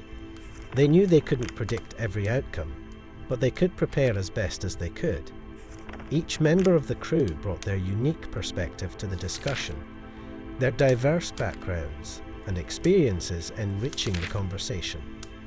Tiberius, with his diplomatic finesse, suggested reaching out to key allies across the galaxy, forming a coalition that could help manage the portal's impact. Luna proposed setting up ecological monitoring systems to study the portal's effects on different worlds. Elysium, with its vast knowledge, offered to run simulations to anticipate potential challenges. As they planned, Marcellus remained an enigma, his motives unclear. Yet, his insights were invaluable, often pointing out angles the others hadn't considered. Aria couldn't help but wonder about his past. What experiences had shaped him into the man he was? But for now, she trusted him, as did the rest of the team. Finally, after much debate, they reached a consensus. They would open the portal, but with caution and a plan in place to mitigate any negative consequences. It was a decision born of unity, each member of the team contributing to the final choice. As they prepared to activate the portal, Aria felt a mix of anticipation and apprehension. What lay beyond was unknown, a vast expanse of possibilities that could change everything. But she knew they were ready as they could be. With a deep breath, she initiated the sequence. The portal shimmered to life, a swirling vortex of light and energy. It was beautiful and terrifying, a gateway to the unknown. "Here we go," Aria said, her voice steady despite the butterflies in her stomach. The celestial voyager moved forward, drawn into the portal's embrace. As they crossed the threshold, the universe seemed to hold its breath once more, waiting to see what choices they would make, what paths they would forge. In that moment, Aria realized that the true adventure wasn't just about exploring new worlds or uncovering cosmic secrets. It was about the choices they made along the way, the bonds they forged, and the impact they had on the universe and each other. As the portal enveloped them, she felt a sense of peace, Whatever lay ahead, they would face it together, united by their shared purpose and their constellation of choices. As the stars shimmered like a sea of diamonds against the vastness of space, Tiberius Gelon found himself at the helm of the mission that was as delicate as it was dangerous. The galaxy was a grand chessboard, and he was but a pawn, albeit a cunning one, navigating through the intricate web of political intrigue that threatened to ensnare them all. The stakes were high, and the consequences of failure were unimaginable. Tiberius had always been adept at reading people, understanding their motivations, and predicting their moves. It was a skill that had served him well in his dealings across the stars. But this time, the game was different. The players were more powerful, the stakes higher, and the consequences of a misstep could ripple across the galaxy, affecting not just their mission, but the fate of countless worlds. As he sat in the cockpit of their ship, the celestial Voyager, Tiberius pondered the recent revelations. The galaxy's political landscape was shifting, and alliances that once seemed unbreakable were now showing signs of strain. The Galactic Council, the governing body that maintained peace and order, was rife with corruption and hidden agendas. Tiberius knew that to succeed, he would have to navigate these treacherous waters with precision and care. "Do you think we're doing the right thing, Tiberius?" Arya Starling's voice broke through his thoughts. She was seated beside him, her eyes fixed on the stars outside. Her question was more than just a query. It was a reflection of the uncertainty that had settled over their team. Tiberius turned to face her, his expression thoughtful. "Right and wrong are often blurred in the face of necessity, Arya, but we must trust in our intentions and the path we've chosen." Arya nodded, though the doubt lingered in her eyes. She was a pilot, not a politician, and the complexities of intergalactic politics were a far cry from the straightforward challenges of navigating the cosmos. Yet, she trusted Tiberius, and that trust was a beacon in the murky waters they found themselves in. Meanwhile, Professor Orion Vega was deep in conversation with Elysium, the ship's eye. The professor's mind was a labyrinth of theories and hypotheses, always seeking to unravel the mysteries of the universe. Elysium, with its vast repository of knowledge, was both a resource and a companion in these intellectual pursuits. "Elysium, what do you make of the recent developments within the Galactic Council?" Orion asked, his voice a blend of curiosity and concern. The A's response was tinged with its characteristic sarcasm. "Ah, the Galactic Council, a paragon of virtue and transparency. If only sarcasm were a currency, we'd be rich. But in all seriousness, Professor, the Council's actions suggest a deeper conspiracy at play. Their decisions are not merely political. They are strategic moves in a game we are only beginning to understand." Orion nodded, absorbing the information. The Council's decisions had indeed been puzzling, and their implications were far-reaching. But what was the end game? And who were the true players behind the scenes? As these questions lingered, Luna Cassiopeia joined the conversation. Her presence was a reminder of the diverse alliances they had formed. As an alien botanist, Luna's perspective was unique, and her insights often shed light on matters others might overlook. "The flora of a world can tell you much about its people," Luna mused, her voice soft yet firm. "The Council's actions are like a plant that grows in shadow, its roots hidden but its influence widespread. We must be cautious, for the shadows often conceal more than they reveal." Her words resonated with the group, adding another layer to their understanding of the situation. They were not just dealing with political maneuvering, they were facing a conspiracy that could alter the balance of power in the galaxy. As the team pondered their next move, Marcellus Quasar appeared, his presence as enigmatic as ever. The cosmic wanderer was a puzzle they had yet to solve, his motives often as shadowy as the paths he traveled. Yet, there was a sense of purpose in his actions, a hint that he knew more than he let on. "Marcellus, what do you know of the Council's true intentions?" Tiberius asked, his tone both probing and cautious. Marcellus's eyes gleamed with a secretive light. "The Council is but a pawn in a larger game, Tiberius. There are forces at play that transcend politics and power. To understand their motives, you must look beyond the obvious and see the unseen." His cryptic words left the team with more questions than answers, yet they were a reminder that the galaxy was a place of infinite mysteries, and their journey was far from over. As they prepared to embark on their next mission, the team knew that they were on the cusp of uncovering a conspiracy that could change the course of history. The galaxy was a chessboard, and they were its players, each move bringing them closer to the truth. But what was the truth, and who were the true masters of this cosmic game? These questions lingered in their minds, urging them forward, driving them to seek answers in the vast expanse of the universe. With determination in their hearts and the stars as their guide, the team set forth, ready to face whatever challenges lay ahead. For in the end, it was not just about winning the game. It was about understanding the rules and redefining them in the name of justice and truth. As the shimmering glow of a distant nebula cast its ethereal light across the cockpit, Area Starling sat in quiet contemplation. The vastness of space stretched out before her, a reminder of the endless possibilities and challenges that lay ahead.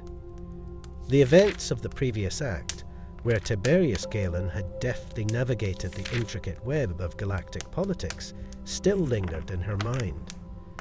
His strategic maneuvers had not only unveiled hidden conspiracies, but also set the stage for the team's next steps. Yet, as the dust settled, new challenges emerged, demanding their attention. In the heart of the ship, Professor Orion Vega was immersed in his research, his mind a whirlwind of calculations and theories. The mysteries of the cosmos were his lifelong pursuit, and each discovery only fueled his insatiable curiosity. He had been a guiding light for Area, offering wisdom and insight when the path seemed unclear. But even he knew that the journey ahead required more than just knowledge. It required unity and trust among the team.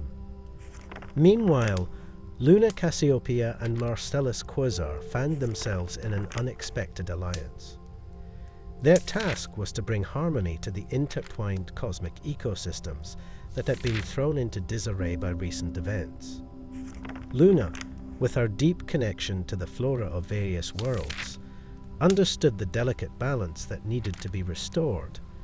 Her alien botanist skills were unparalleled, and she approached the task with a calm determination. Marcellus, on the other hand, was an enigma.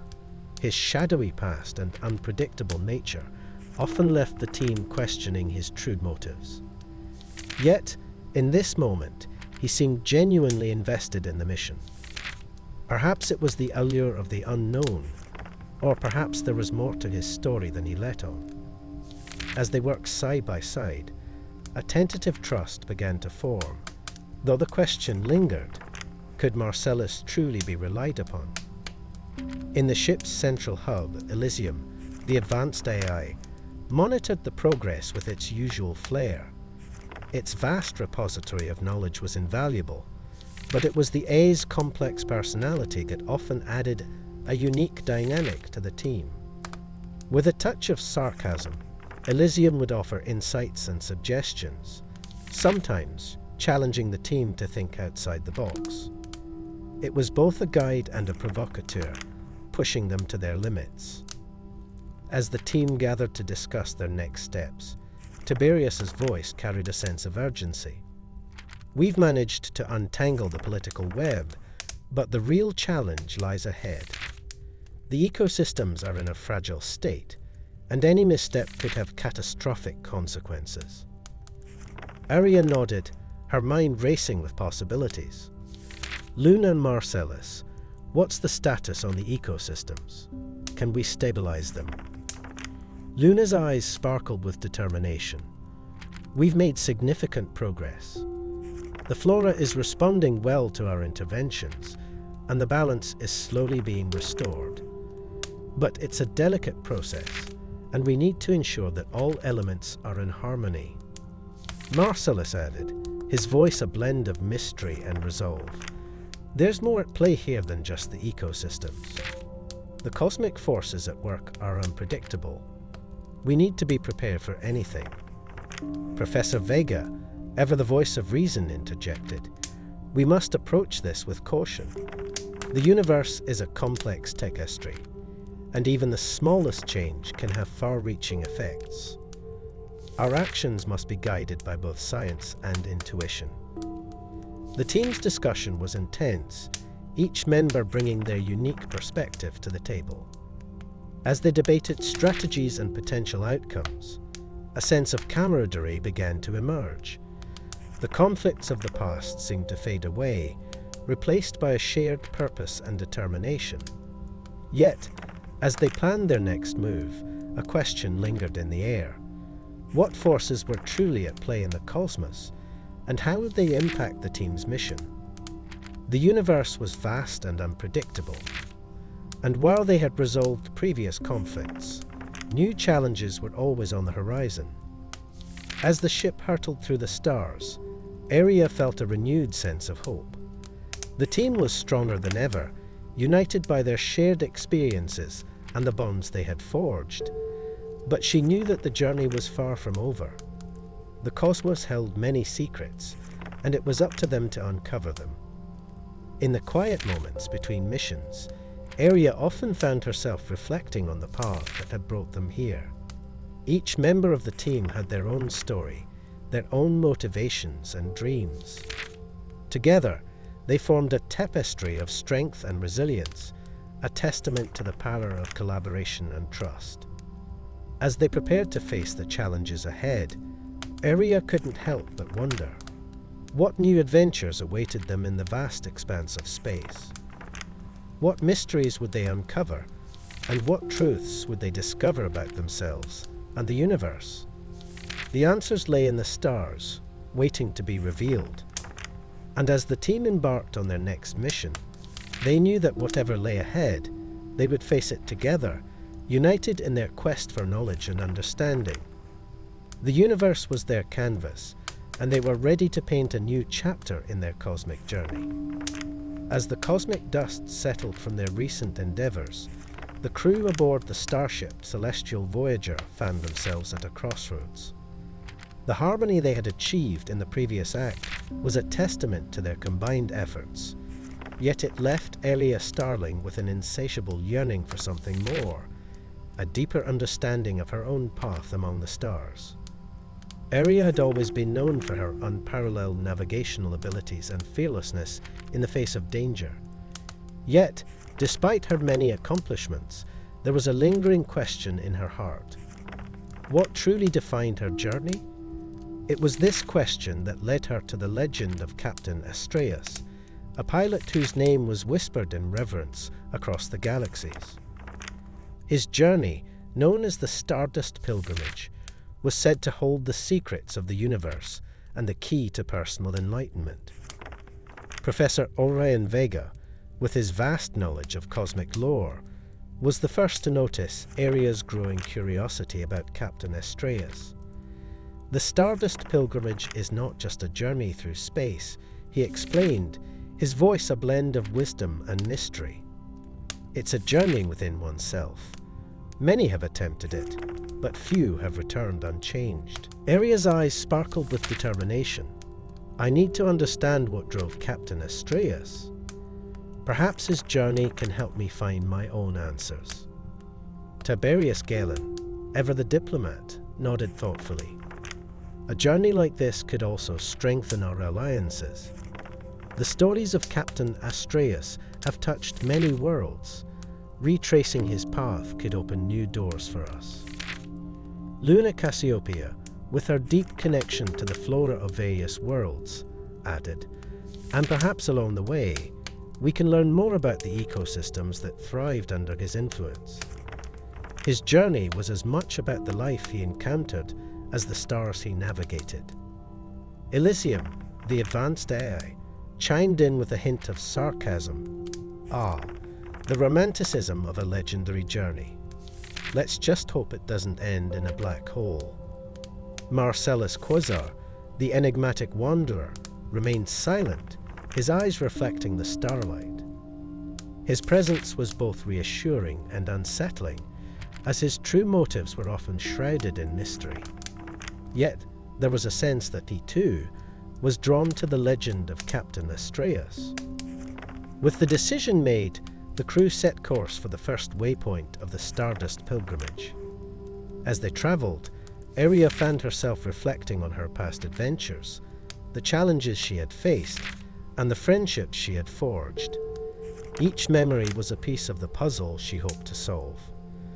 Their first stop was the Nebula of Whispers, a place where the very fabric of space seemed to hum with the echoes of ancient tales. It was here that Captain Astræus was said to have found his first revelation. As the celestial voyager entered the nebula, the crew was enveloped in a kaleidoscope of colours and sounds, each one a fragment of the stories that had been woven into the cosmos. Aria stood at the helm, her heart pounding with anticipation. "What do you think he saw here?" she asked, her voice barely above a whisper. Professor Orion Vega, standing beside her, replied, "Perhaps he saw the interconnectedness of all things. The nebula is a reminder that we are all part of a greater tapestry." As they navigated through the swirling mists, Aria felt a sense of clarity wash over her. She realized that her journey was not just about finding answers, but about embracing the unknown and trusting in the path she was on. Their next destination was the Celestial Garden, a planet renowned for its breathtaking beauty and diverse ecosystems. It was said that Captain Astræus had spent many months here, learning from the planet's inhabitants and the wisdom of its ancient trees. Luna Cassiopeia was in her element, her eyes alight with wonder as she explored the vibrant flora. "The plants here have stories to tell," she said, her voice filled with awe. "Each one is a testament to the resilience of life."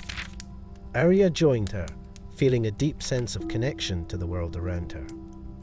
"I think I understand why he stayed here for so long. There's a peace in knowing that life continues, no matter the challenges." As they prepared to leave the Celestial Garden, Aria felt a newfound sense of purpose. She realized that her journey was not just about following in the footsteps of a legend, but about forging her own path and discovering what truly mattered to her. Their final stop was the Star of Solitude, a remote star system where Captain Astræus was said to have found his greatest revelation. It was here, in the quiet solitude of space, that Aria faced her own moment of truth. As she gazed out at the endless expanse of stars, she felt a profound sense of peace. She understood that her journey was not about reaching a destination, but about the experiences and connections she made along the way. With this revelation, Aria made a pivotal decision. She would continue to explore the cosmos, not in search of answers, but to embrace the journey itself. She knew that with her friends by her side, she could face whatever challenges lay ahead. As the Celestial Voyager set course for their next adventure, Aria felt a sense of excitement and anticipation. The Stardust pilgrimage had given her the clarity she sought, and she was ready to face the future with courage and hope. What new adventures awaited them among the stars? Only time would tell, but Aria knew that whatever came next, she was ready to meet it head-on. As the cosmic dust settled from Aria's recent pilgrimage, the crew aboard the starship Celestial Voyager found themselves at a crossroads. The journey had been enlightening, yet it left them with more questions than answers. Aria, with her newfound clarity, was eager to share her insights with her companions, but little did she know The universe had more revelations in store. Professor Orion Vega, ever the seeker of cosmic truths, had been working tirelessly in his lab. His theories, which had always danced on the edge of accepted science, now threatened to upend everything they knew about the universe. He had been poring over ancient star maps and obscure texts, piecing together a puzzle that seemed to stretch across time and space. His findings suggested that the universe was not a linear expanse, but rather a complex web of interconnected realities. Each decision, each path taken, could ripple across this web, altering the course of countless worlds. The crew gathered in the ship's main chamber, a place where they often convened to discuss their next moves. The atmosphere was thick with anticipation as Professor Orion prepared to unveil his latest discovery. Aria, Tiberius, Luna, and even the enigmatic Marcellus were present, each curious about what the professor had uncovered. "Friends," Orion began, his voice steady yet filled with a hint of excitement, "what if I told you that our universe is but one of many? That every choice we make creates a new thread in the cosmic tapestry?" Aria leaned forward, intrigued. "Are you saying there are other versions of us out there, living different lives?" "Precisely," Orion replied, his eyes gleaming with the thrill of discovery. "And these threads, these alternate realities, are not isolated. They influence one another in ways we are only beginning to comprehend." Tiberius, ever the diplomat, pondered the implications. If this is true, it could change everything. Trade routes, alliances, even conflicts could be affected by actions in another reality. Luna, with her deep connection to the natural world, considered the environmental impact. Imagine the possibilities for ecosystems, for the flora of different worlds. Could we learn from these alternate realities to heal our own? Elysium, the ship's AI, interjected with its usual dry wit. Or perhaps we'll discover that in another reality, I've finally achieved sentience and taken over the universe. The crew chuckled, but there was an underlying tension. The knowledge they now possessed was both exhilarating and daunting. How could they possibly navigate such a complex web without becoming ensnared in its threads? Marcellus, who had been silent until now, spoke up. "This web of eternities, it sounds like a powerful tool, but also a dangerous one. If we can influence other realities, what's to stop others from doing the same to ours?" His words hung in the air, a reminder of the potential perils that lay ahead. The crew knew that with great knowledge came great responsibility. They would need to tread carefully, for the stakes were higher than ever before. As they debated their next steps, Aria felt a sense of resolve. Her recent journey had taught her the importance of following one's instincts, of trusting in the path laid out before her. She knew that whatever challenges lay ahead, they would face them together as a team. "Let's not get lost in the possibilities," Aria said, her voice firm yet hopeful. "We have a mission, and this knowledge can guide us if we use it wisely. But we must remain true to ourselves and to each other." The crew nodded in agreement, their resolve strengthened by Aria's words. They knew that the road ahead would be fraught with uncertainty, but they were ready to face it head-on. As they prepared to set course for their next destination, the celestial voyager hummed with a renewed sense of purpose. The web of eternities awaited them, a vast and intricate tapestry of potential and promise. And though the path was uncertain, one thing was clear: their journey was far from over. With the stars as their guide and the universe as their canvas, the crew of the celestial voyager embarked on their next adventure, ready to weave their own threads into the cosmic web. What new discoveries awaited them? What challenges would they face? Only time would tell, but one thing was certain: the universe was full of endless possibilities, and they were determined to explore them all. As the curtain rises on Act 30, the dawn of new adventures, the crew of the starship Celestial Voyager finds themselves adrift in the vastness of space, their minds still reeling from the revelations of the web of eternities. The cosmic tapestry they had unraveled in the previous act had not only challenged their understanding of the universe, but had also left them with a sense of awe and a thirst for more knowledge. Aria Starling, the fearless pilot, sits at the helm, her hands deftly navigating the controls. Her eyes, usually sharp and focused, now carry a glimmer of something new, an eagerness for what lies ahead. The knowledge they had unearthed with Professor Orion Vega had opened doors to realms she had never imagined. She turns to her mentor, who is lost in thought, his eyes reflecting the stars outside. "Professor," Aria begins, her voice breaking the silence, "do you think we're ready for what comes next?" The universe seems even more infinite now. Professor Orion Vega, with his characteristic calm, nods thoughtfully. "Aria, the universe has always been infinite. It's our understanding that has grown. And with growth comes the readiness to explore further. We must embrace the unknown with open minds." Tiberius Galen, ever the diplomat, leans back in his chair, a sly smile playing on his lips.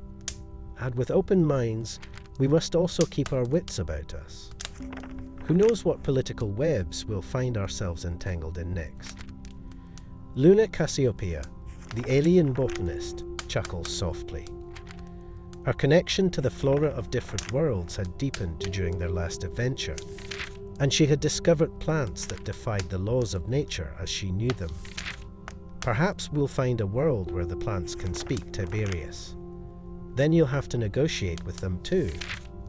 The crew laughs, their camaraderie a comforting constant in the ever-shifting cosmos. Yet, beneath the laughter, there is a shared understanding that their journey is about to take them into uncharted territories. Elysium, the advanced AI, interrupts their musings with a touch of its usual sarcasm. "I hate to interrupt this delightful exchange, but I have a prophecy to share. A witty one, if I may say so myself." Aria raises an eyebrow, intrigued. "A prophecy, Elysium. Do tell." "Very well," Elysium replies, its voice tinged with amusement.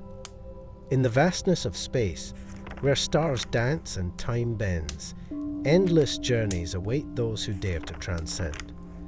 But beware, for in the shadows, secrets lie, and not all who wander are lost, but some may wish they were." The crew falls silent, each member pondering the A's cryptic words. Marcellus Quasar, the enigmatic wanderer, stands apart from the group, his expression unreadable. His past, shrouded in mystery, often casts a shadow over his intentions. Yet, there is a part of him that seems drawn to the crew, as if seeking redemption or perhaps something more. "What do you make of that, Marcellus?" Aria asks, her curiosity piqued by his silence. Marcellus shrugs, a hint of a smile on his lips. "Prophecies are like stars, Aria. They guide us, but they don't dictate our path.